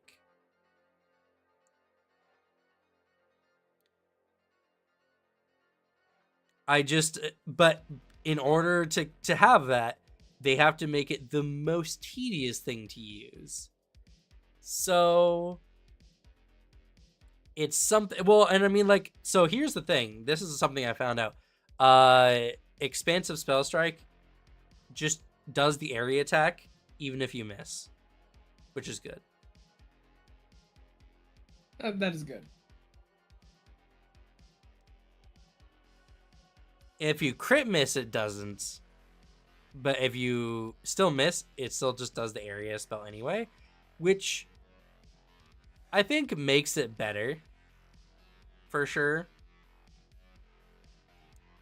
But still, I just like Arcane Cascade is so hard to work in because like if you want to spell strike, you need to use a hybrid focus spell or another action. And it's like, okay, so spell striking is actually a 3 action activity in the game. Yeah. Which completely diminishes the value of spell strike being a 3 action efficiency, 2 action attack. And it's the feeling when Starlet's band doesn't really benefit from the Arcane Cascade damage. I just it needs a tune-up. It really does. I don't even think it's anything major. I think just shifting around like a couple of the core stuff slightly, like we've mentioned. Like they don't even feel that significant. All it really does, and I think changes, is just makes the mechanical experience of playing Magus feel better. I think it's the only thing that alters of Magus. Yeah. I think just actually doing the thing feels better. Because everything when you read through it, you're like, this rules. This is so cool. And then when you're actually doing it, you're like, ah, man, this doesn't feel great. This kind of is a little boring. Or like this feels a little clunky. Like I'm doing the exact same actions every round, or there's a correct loop I have to play. Yeah. And like I have loop 1, loop 2, loop 1, loop 2, and I'm going between those. Yeah. And if you deviate, you're doing it wrong, basically, is how it feels. And that's and sometimes you have to deviate because you have to move a lot of the times is what fucks everything up. Is like, fuck, I had to spend 2 actions moving. So guess what I get to do this turn? Absolutely nothing. Maybe I just get to strike someone normally, which I guess is fine, but feels kind of bad. What do you think I had that teleport spell? Yeah, I mean, like, I get it. I understand. I totally sympathize. It's just like they just need a way that makes it so their action economy is a little more open and feels a little better. Like, I don't think it would make the class even that busted or fuck with the balance. Like, I think it would just feel better. The two big changes. This is, I think, would fix everything in Magus. 1, make it so Arcane Cascade is a free action after using a spell or a spell-like activity. 2, turn Spell Strike into Spell Charge, where your next successful swing gets the spell off. Then it could be 3 actions. Like, that's fine. It's like 2 actions to charge. Next successful hit gets the spell off. I think that would feel so much better in so many ways. And that would just be like that would keep in line with Paizo's balance. Yeah. Is just something so that it doesn't feel like you're wasting actions when you miss, something that then even if you miss, you can on the next turn, you can do whatever. All you need to do is just try to strike and hit the enemy again, and it'll make them slightly less action efficient, but I feel like the Magus will just enjoy it more in general. And if they have expansive spell strike, then they can choose to activate it on a miss.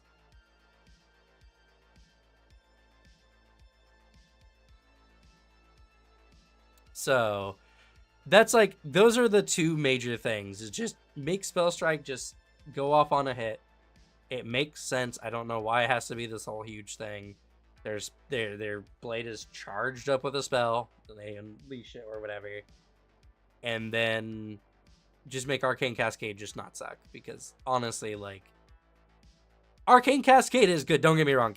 Arcane Cascade is good. It does very cool and interesting things, but you're so action intensive that using it becomes impossible. And combats just don't last that long. So it makes their, like, I played Magus for a good while. I couldn't make it feel good. Not with the way I was playing it, anyway. I did get some juicy, like, 300 plus damage strikes, though. That was cool. When you really get the big hit, it feels awesome. But it's just not consistent. Yeah, you have 5 misses before that because you just can't hit for some reason. Yeah, that's not great.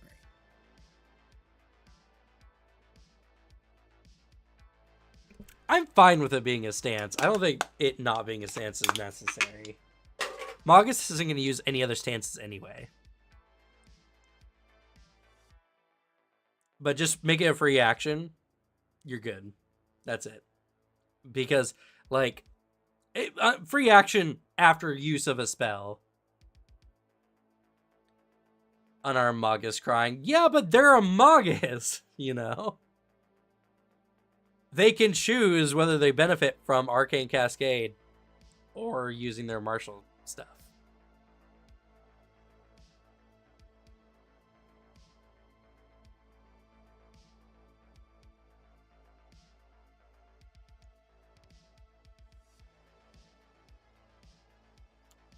I don't know. But yeah, so kind of wrapping back around. The coolest classes in the game that have the most, like, intricate lore stuff are always just feels kind of bad playing them, because they're just more steps to do the same thing, which you can argue is a problem with balance, but I don't know. It's like I'm genuinely split on the idea of, do I want skill to be rewarded at the cost of affecting game balance, or do I want the game to be balanced and just have complexity be something that you do when you enjoy it? I don't know. I feel like having classes that have a high skill ceiling but reward you for it are fun, and I always enjoy playing those kind of classes in games. But usually when those happen, then they just turn into the objectively correct character to use when you play them in an objectively correct fashion. Yeah, it's the hard thing about that, because when you have something like a tabletop game, you have that situation where somebody can very easily give out, like, literally the objectively correct way to play the class, and then it doesn't really reward playing the complexity. because like I'm thinking about that because like I love it in games where you really delve in and you're being rewarded for like knowing the systems, knowing how everything works, and it's great because it's like the double-edged sword of either you are everything is like the same and the stuff you're going into is purely like what do you enjoy actually interacting with and like playing with mechanically, just the experience of like interacting with it, or is the act of doing it going to make it so it's better? Just like you are taking more effort, therefore it is going to be stronger. It's hard. It's a Yeah. hard decision to make, and I think Paizo made a good decision for a tabletop game. I think a video game I think is should lean a little bit more into the skill ceiling should reward with a better game like performance. I feel like it should, with caveats, of course. There should be limits because like a tabletop game then can be like that's how you get everybody bringing the exact same thing. That's how you get the gnome ancestry, adopted ancestry being the hot new thing. Yeah, the flick mace. Yeah, the suddenly everyone was adopted by gnomes, which I still Yeah. think Paizo at least should have a blurb somewhere that like there was a brief period of time of like there were a lot of gnomes out there adopting children. Like there Yeah. was a large like gnomish charity of like adoption agency or something. Just I think poking fun at that in the lore in some way would be really funny. Of like we saw you and we're going to legitimize it. It's not a thing though, so you can't do it anymore. Adopted by gnome Angelina Jolie. I really like that was just like an epidemic in Galarian of gnomes just like adopting every orphan in Galarian. Yeah. So, I mean, like, that's where gnome Angelina Jolie. I'll give you that one. That's where you're left at. I prefer the game to be balanced. Don't get me wrong. I've seen games go too far into balance, like D&D 4E, for instance, Mhm. where everything was like hyper homogenized. If you played the same role, you played the same thing with some slightly different flavor text. And for some people, they really like that kind of stuff. Other people like me, I didn't really like it when I played. So, I think Paizo's done a very good job where every class excels, but they interact with the systems in very different way. Fighters do, on average, more damage than most other classes. But fighters suck at literally anything that's not fighting. Unless you do a lot of dipping, do dual class, which I hate dual class because dual class completely eliminates what makes classes interesting, in my opinion. But if you like it, that's fair. Go for do whatever you feel is right. For me, it just doesn't work, and it's like then you look at champion. Champion does not do a lot of damage, but champion negates so much damage that champion honestly makes teams way stronger than any fighter could.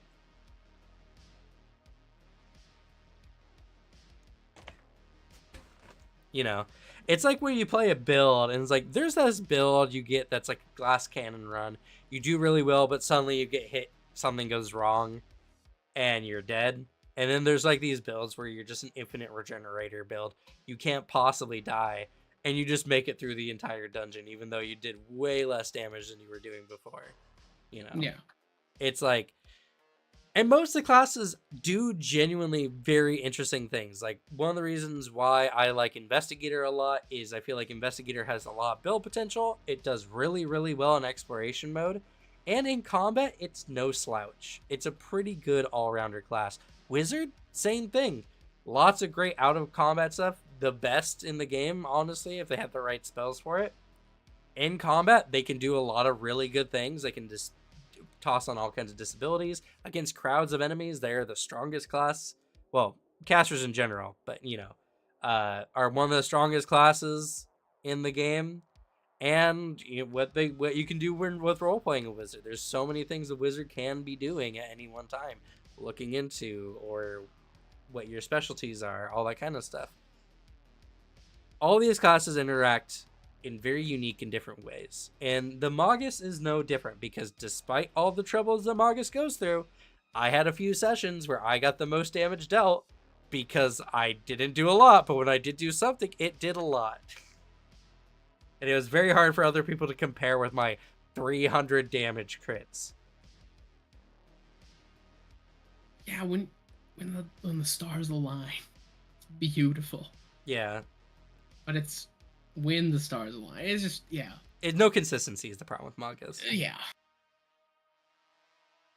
And it'd be the same thing for Alchemist. It'd be a lot of fun, but man, I'd be sitting there being like, all right, so I have to plan how I'm going to play this character so meticulously. I have to make sure I take this feat, this feat, this feat, this feat to make sure that this thing I'm doing works.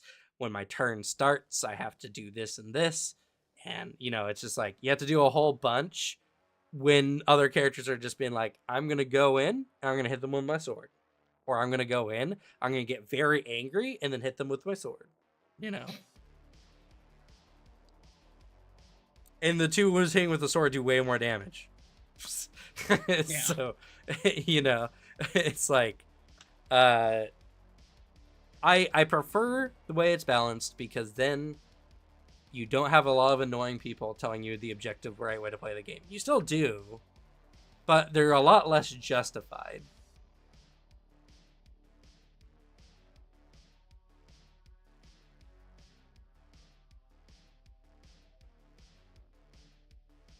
Thief Rogue with Dragon Sorcerer multi-class for the Dragon Claws focus spell.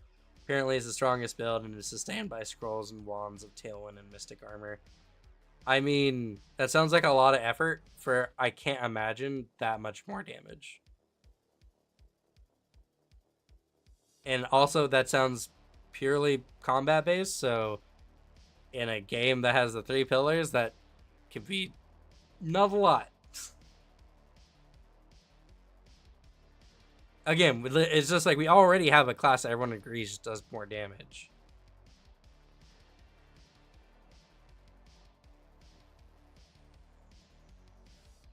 Imagine it that's the community appointed. Yeah, if you're doing the white room combat math is probably what the idea is for this build. Well, and just having skills doesn't necessarily, your rogue could be legendary in athletics, but if you'd never try to trip anyone, then what's the point? Yeah, sure, there's a lot of skills that you could do with other things, skill feats that you're getting all the time. I agree that this idea, the rogue does do objectively the most damage, which, to be fair, it also seems to be item-based, which I wouldn't count as a part of a build, because what items count and don't count? Is there certain thresholds?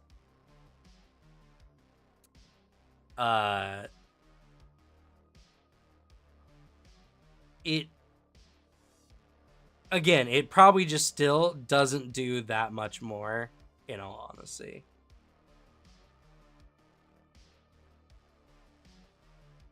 And even if it did, it's so narrow and specific of a build. I hope you enjoy playing that one build over and over again.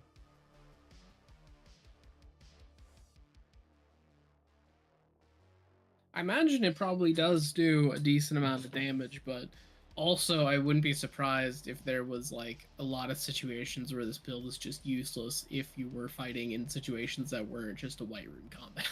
Yeah. Because it really sounds like a build that is designed for purely what it is built to be of do the highest amount of damage possible at the lowest level that threshold, which I think is a cool thought experiment of it's a really fun idea of okay, theoretically, how much damage, what is the highest amount of damage we can output in Pathfinder at the lowest possible level? But On the other hand, like there are also situations where that's useless, like because like what if you're dealing with just a fight that doesn't, or sheer damage output means literally nothing. Yeah. You have like stuff to actually take care of, like things like that. And Yeah. this is the same community that panicked and cried and shit themselves when like a couple cantrips did one less damage on average. So I don't know. Yeah. And to be fair, talking about Lancer's definitely a lot of times are a big rock paper scissors problem, because there's very few mechs that are good in every situation, and most mechs have one particular weakness that they're not great with when it comes to enemies or even just against other mech frames. Yeah, that's why having a very like a well-rounded team is so important, and also why the game incentivizes having multiple mech frames, Yeah, like true. just actually building out different mechs. But like I said, like even if this was, like the ultimate build, it's very specific. It's we're not talking about like anyone who plays rogue can get this. It's only those who are playing specifically a thief rogue and getting the multi-class archetype for sorcerer and going into dragon sorcerer.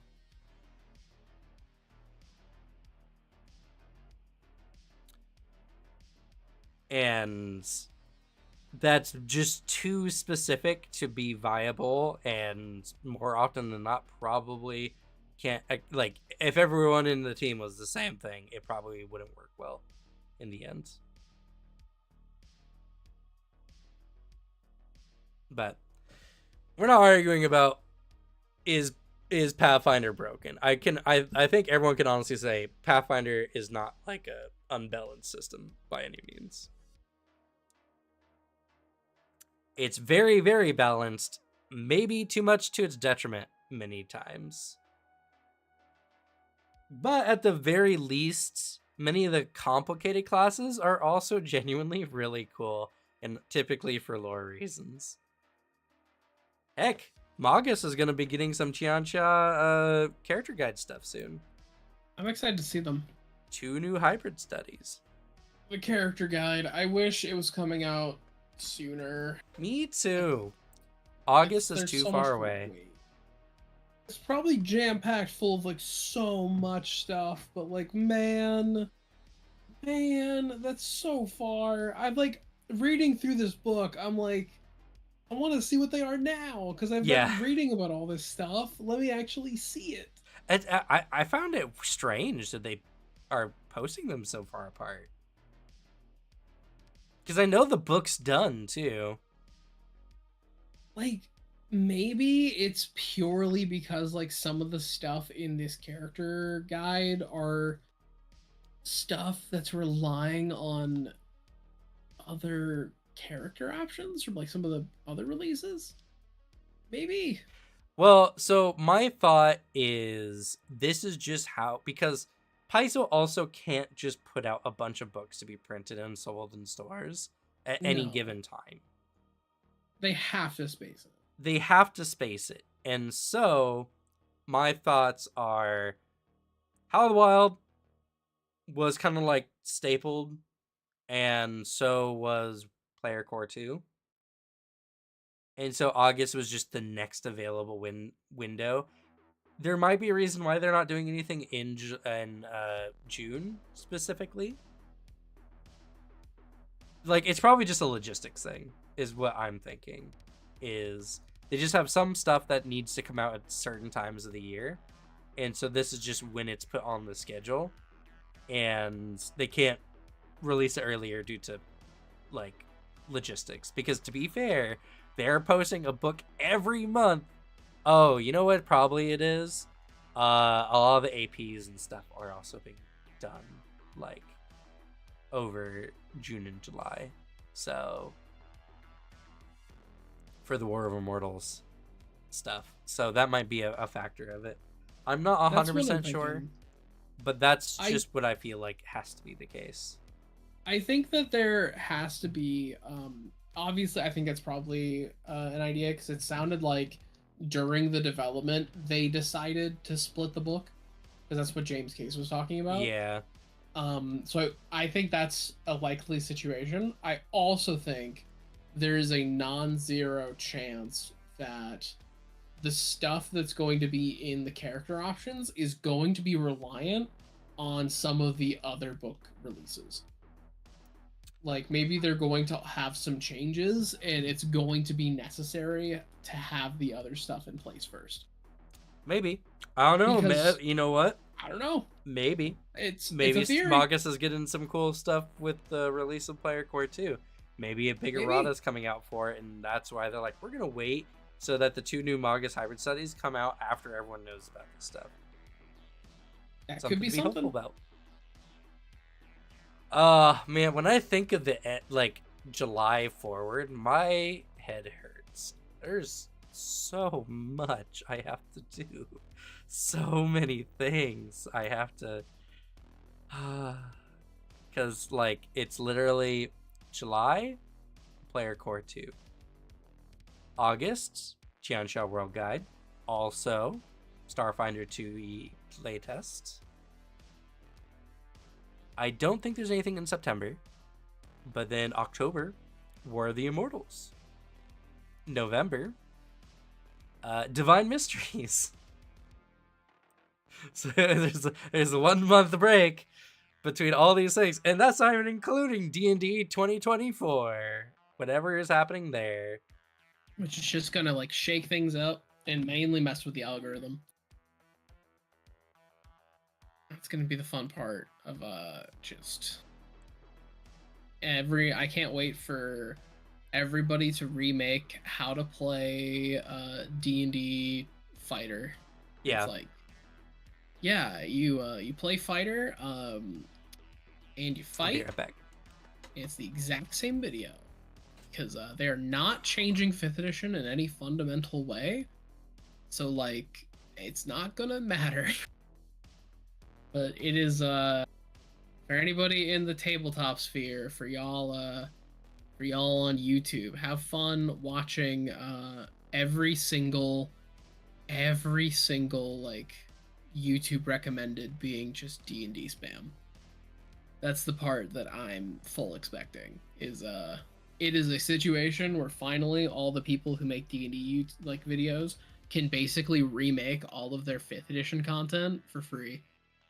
It's just a chance for them to do it again. And it's like, man, as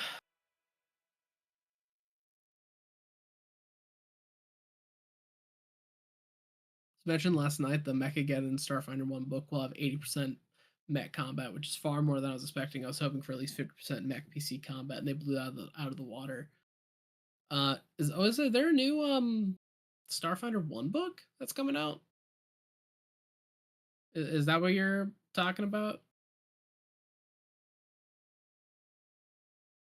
Because at the very least, I think Cam's in the same boat that I'm in, but at least we're only going to majorly keep up with Starfinder once it's 2nd edition. Oh yeah, okay, so it is the last AP they're releasing. Fair enough.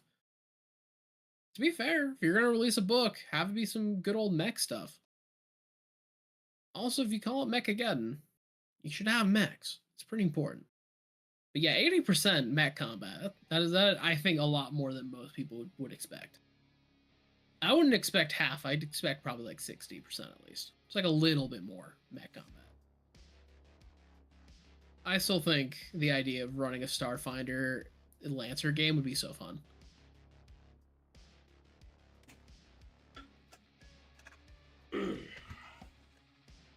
Oh, sorry about Just that. having that fun mix. Oh, just Starfinder. Yeah.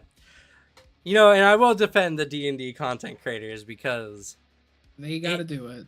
well, the thing is, right, is like, because even I'm going to start doing it soon, where I'm going to remake a lot of my Why This Class is Awesome videos, because people are going to type into the algorithm, you know, this class, either what year it is or remaster or whatever. So if you don't want your videos that were evergreen to like die, you kind of have to like remake them or change their name so that they stay relevant in the algorithm, which Yeah, is but the kind of sad. the difference is that you are my friend and it's Pathfinder, so it's better. That's the difference. You got me there. It is Pathfinder and better. Yeah. The first one matters more too, because I don't care about any of them. If Joe Cat was gonna remake his crap guide to D&D stuff, I'd also be like, okay, that's fair, because those videos are fun. True. Even as someone who finds like D&D inherently boring, he found a formula that made like D&D fun to like experience. Because they were enjoyable. How different is it really from your remaster videos? Well, to be fair, well, the remaster videos are a point by point going over what changed, which is fundamentally different than like my why this class is awesome, which is more of like a briefer overview. It's the difference between like, here is like, hello new person, you're probably looking into this class, here's how to play it. Going over every change implies that you already are familiar with it.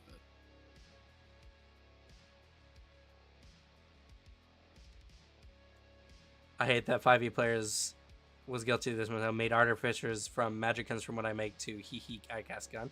I mean, though, to be fair, like, that's the fun part too. I cast gun. Like, people want to use guns. Let people use guns. That is the only form of artificer, looking through the 5e artificer class, that inherently is kind of interesting, to be completely honest. The three artificers subclasses, I don't know if they added an extra. The construct, the artillery, and the construct and armor, but like those are the three you can get. Artillery is more interesting. You have so many more options. Having another person like dude on the field is just, you are a slightly souped up Beastmaster Ranger, and it's not great because the companion doesn't do a whole lot. And then the armor is just like, you have armor that can do some decent stuff, but it's not anything crazy. And then the gun is just so many options. Like, it's just really customizable and like way cooler. I don't know what the fourth one is, but like, I don't know. Those are the three I know. But like, the gun is just the cooler option. Oh, alchemist. Yeah. Did they let you actually craft like anything higher than like 50 gold? I do think they ended up putting in rules for crafting bigger items. Good, because that's a problem. It was a problem. Boring. It's really lame that you can there's a whole crafting class that then the game doesn't have any crafting. Oh, it's just shit. Yeah, okay. Cool. Nice. Yeah, I think it's the main issue is also just Artificer has that because Artillery Artificer is just kind of the best one because it's the most fun. Yeah. It's you gotta extract the fun from 5e however you can get it, because the game, I'll be real, it's very like, in having been watching, like I've been spending the past few weeks listening to what is like the most entertaining 5th edition game I've ever listened to, a live play of Fantasy High that is like trying to constantly convince me that 5th edition is fun, and I'm like, no it isn't, no it isn't, you can't lie to me. But it's one of those things where it's like, the parts of this game that are the fun parts is how the narrative is constructed. It's not how the mechanics are constructed. It's what the DM is doing. It's not what the game is doing. The game is doing none of the heavy lifting. It is all on Brennan. Yeah. Like, that's the issue. You know, I was just thinking, honestly, of my top 5 favorite classes in Pathfinder, it's changed over time. Oh, Inventor is oh, probably one of my favorite classes, if not like it might be my favorite class actually. It's very hard to compete against Investigator for me, but Inventor just feels really really good. I've played an Inventor for like a few sessions of like a intermittent story that we were going through. And Inventor just rocks. It just feels so good. it is cool. Inventor, Uh it has a lot of fun options. Even like Inventor stuff, because normally I would say like I always lean more towards DPS. The other Inventor options are cool. Armor Inventor is fun. yeah. Building power armor is fucking cool. Well, and the fact that what I love about Inventor the most is a lot of its feats come from your innovation. So if you get the Mega Slam attack, it Megaton Strike, it comes from your construct familiar if you're using that, your weapon if you're using that, or your armor's unarmed strike if you're using that, They all which change. It's so cool. just is ingenious design. It's just a good class. It's it's Yeah. just so good. I can't I'm definitely gonna have to do I want to do another top five or not top, well another top five another tier list. It's been a while since I've done a tier list. And speaking of tier list, I'm getting close to the end of my Lancer stuff. Oh. Unless they release another book. Let's see here. I have 3 from North Star, which to be fair, they have a ton. I have 3 from Smith Shimano. I have 2 from Horus. And I have 1 more from Harrison Armory. So that is 6, 8, 9 more videos. And then I'll probably do a tier list video. One that will actually see the light, light of day. Yeah, you're not I'll seeing mine. free you from your curse, Alex. Once I make Good. it, no one will ever have to say it again. Good. Yeah, I'm not making mine. That shit is it is in a folder. It's in a zip folder, locked away. But Yeah. it is like because I refuse to delete it. But it is like it is locked away in safety in my like video dump folder. Yeah. Get good. Um Get good. Also, Who are you saying that to? good. Make the tier list. I want the Lancer tier list to be made. And I want that responsibility taken off my chest. Yeah. It's also the that's bit fair. of I eventually need to make a Pathfinder class tier list. Because I realized after it happened, the timing was horrible because we were both like just insanely busy and like other life stuff was coming up that was like a problem. But like we missed the April Fool's bit. We did, yeah. That I Because thought there about was that just real too. life stuff. It was Yeah. we had other stuff going on that was making it hard. I was going through just honestly a table like a content creation funk at the time. Exactly. I think I was getting over the fact that I could speak. Was I think that time Yeah. my throat was barely working, and then I had other stuff I was like dealing with, like scheduling wise. But yeah, because I still want a chance to. Well, not with my thing I can, but I still want the chance to make my inflammatory class tier list video. Yeah. I still want to. I want to make your fan base that is full of actually like tabletop nerds mad at me for vibe checking Witch into B tier. just because it's empty. I want them to do that Yeah. so bad. That's my style. That's my vibe. I just feel it out. I also want them to be like, champion's good for this and this and this reason. I'm like, no, Smite. Druid is bad because nature magic is probably the lamest style of magic. Why would I want to speak to plants? They have nothing interesting to say. See, I think the funniest part about this idea is you just want to make one of my videos, but in your style. and Yeah. I just want to parody your style You of want to content. parody me, and Yeah. I strictly want They're the both just glue boy takes in different different fashions. hey, no, it is fun. You gotta admit, it's fun to let loose and just allow yourself to be inflammatory. That's the point. It's like it's you have the character that lets you just be like make statements, no thinking, no justifying. You don't have to prove your point. You just say it with authority. And then people will nod. That is my way. And my way of Druid is the lamest class in the game. An Alchemist, fucking Alchemist is the worst class because I read it and I don't fully understand it. So it's Yeah. probably bad. There's a lot of words there that I don't recognize. So I think that means it's not good. No, you know, I'm gonna throw it in after. I know how to add a little fun to it. I'll do an anima video. Like I'll do an in-depth like anima lore video. I'll do the video you wanted to do, so I could take it. It can be on your channel. You do an then animal lore video?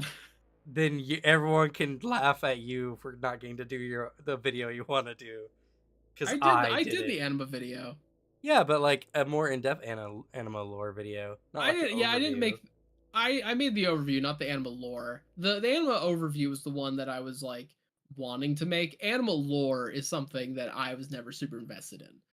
But if you made an animal lore video in my style and intentionally made as a parody of me, I would be delighted. Yeah, I want you to understand how I think that's happy what I'd I'll be. do. We'll definitely have to. Oh, my stream froze. Oh, there it goes. Got I compressed. also will say if at any point we just have that hankering, it doesn't have to be April Fools. Yeah, it's We could true. just do it. I We mean, could just be, just do it for fun. it could be a collab video. Yeah, a You know, collab just like for whoever heard of fun. doing those?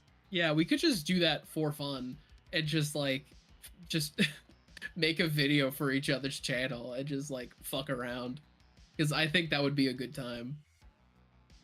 It'd be a good way to creatively, at least for me, stretch my legs. You just be doing the same thing you normally do. I would be fucking around in Pathfinder mechanics, and then I would. It'd be the bit that I gain the most delight at is purely possibly just pissing off your audience, which sounds really funny. It is literally a Yeah. class tier list, but it's only based on vibes because that is how I operate. Yeah. I don't operate off of mechanics or like how good something actually is. I only care about the vibes. I just I don't need like evidence or justifications for my opinions. I just sometimes if it's something not it's based on a game, it's not real, it ain't pressing. I look at a thing and I'm like, this thing's kind of garbage objectively, but I love it. Or I look at something like Champion and I'm like, I understand that Champion is actually really useful and good, and I love it in my party. But it should do more damage. Yeah, should smite. It should smite. 5e Paladin is the only good thing that 5th edition has ever produced. And I stand by that. I think a I lot stand of on people would stand with business. that. Yeah, I stand on business. Well, that's gonna be it for this stream. We went a little bit over, but this is kind of nice to BS a bit. Like we just had nothing but news lately, and that's just Yeah. not gonna change. That's No. not gonna change for a long time. We got more news coming up. Yeah, as some of you may know, next Monday, I believe, the new playtest goes live. Yay! So guess what we're talking about next Table Talk? Exactly, we're gonna be talking about that. And I have something special planned for the Table Talk after that. And then hopefully I'll get Howl of the Wild early this time so that I can talk about it in the next Table Talk. And yeah, we'll probably talk about or do more stuff after that. I don't know, but today was a good day to just kind of BS around, talk about actual like tabletop stuff rather than like news or drama going on in the scene or anything like that. Gotta think of another community event to do at some point, but maybe I just might be too busy. We'll have to see. June is the month that I don't have anything immediately pressing, hopefully. Maybe. Besides, maybe I'll look at some of the War of Immortal stuff, but most of that's APs. Yeah. So, You know, I guess in that case, uh, in June, we could have that be when we do the do collab a thing. collab. We could just do that. I'm kind of invested in just doing that. Yeah. I I mean, think it'd yeah, be we'll fun. definitely have to. I think we need to do more collab stuff, honestly. Yeah. I'm still very much a like I like just buckling down doing my own thing. Um this one idea that we've had where we just kind of like make a video for each other's channel and like I've just been really invested in it. I think Yeah. it's really fun. So I desperately want to do it. I mean, you're free to just make it at any time you want and then just have It's it true. ready.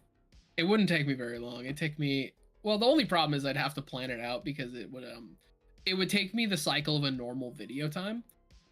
And I am not in a position where like I could work on an extra video. I mean, yeah, I'm kind of in the similar boat at the moment, but That's the only problem.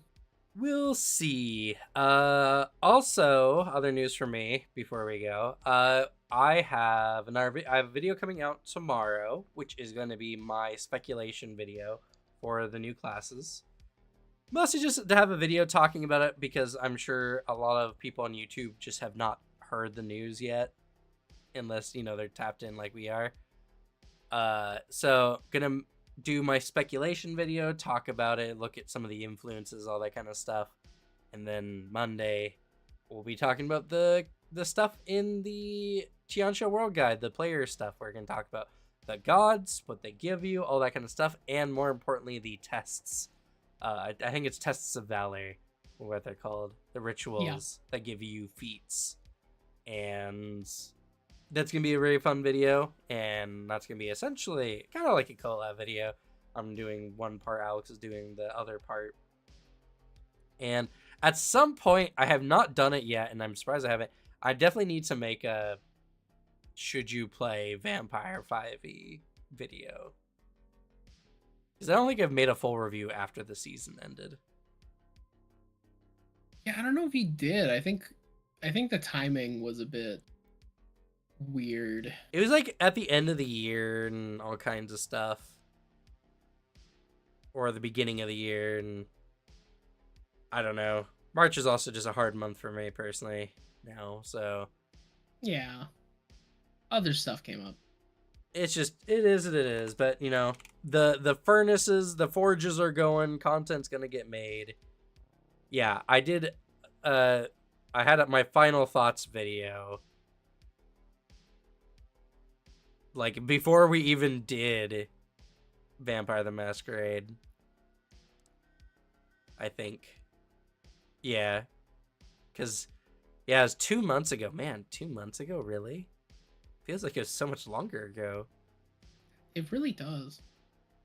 But yeah, so I'll probably do that as well. And, yeah. You got anything, Alex, for us before we head out? No, I got on Monday. If you're interested in at least a pretty hefty chunk of some Tian Sha lore, a couple of the nations and all. Other than that, just a pretty good overview, if I do say so myself, of what it actually is. I was watching some videos of Tian Sha, like what the book is, and it's a lot of what the book has, not what Tian Sha actually is. And so that's what my video is going to try to actually be, is breaking down, what is this continent? What is the lore? That's my channel in a nutshell. And then actually coming up this weekend, I have a collab thing coming out with a channel known as What Are You Painting Now? We've been working on it for a while. I'm gonna have a video come out on Saturday about just a generalized helping you like convince your friends to get into different styles of games, and then it ends with a pretty long riff session of us just uh making fun of anima beyond fantasy. Just the fun part.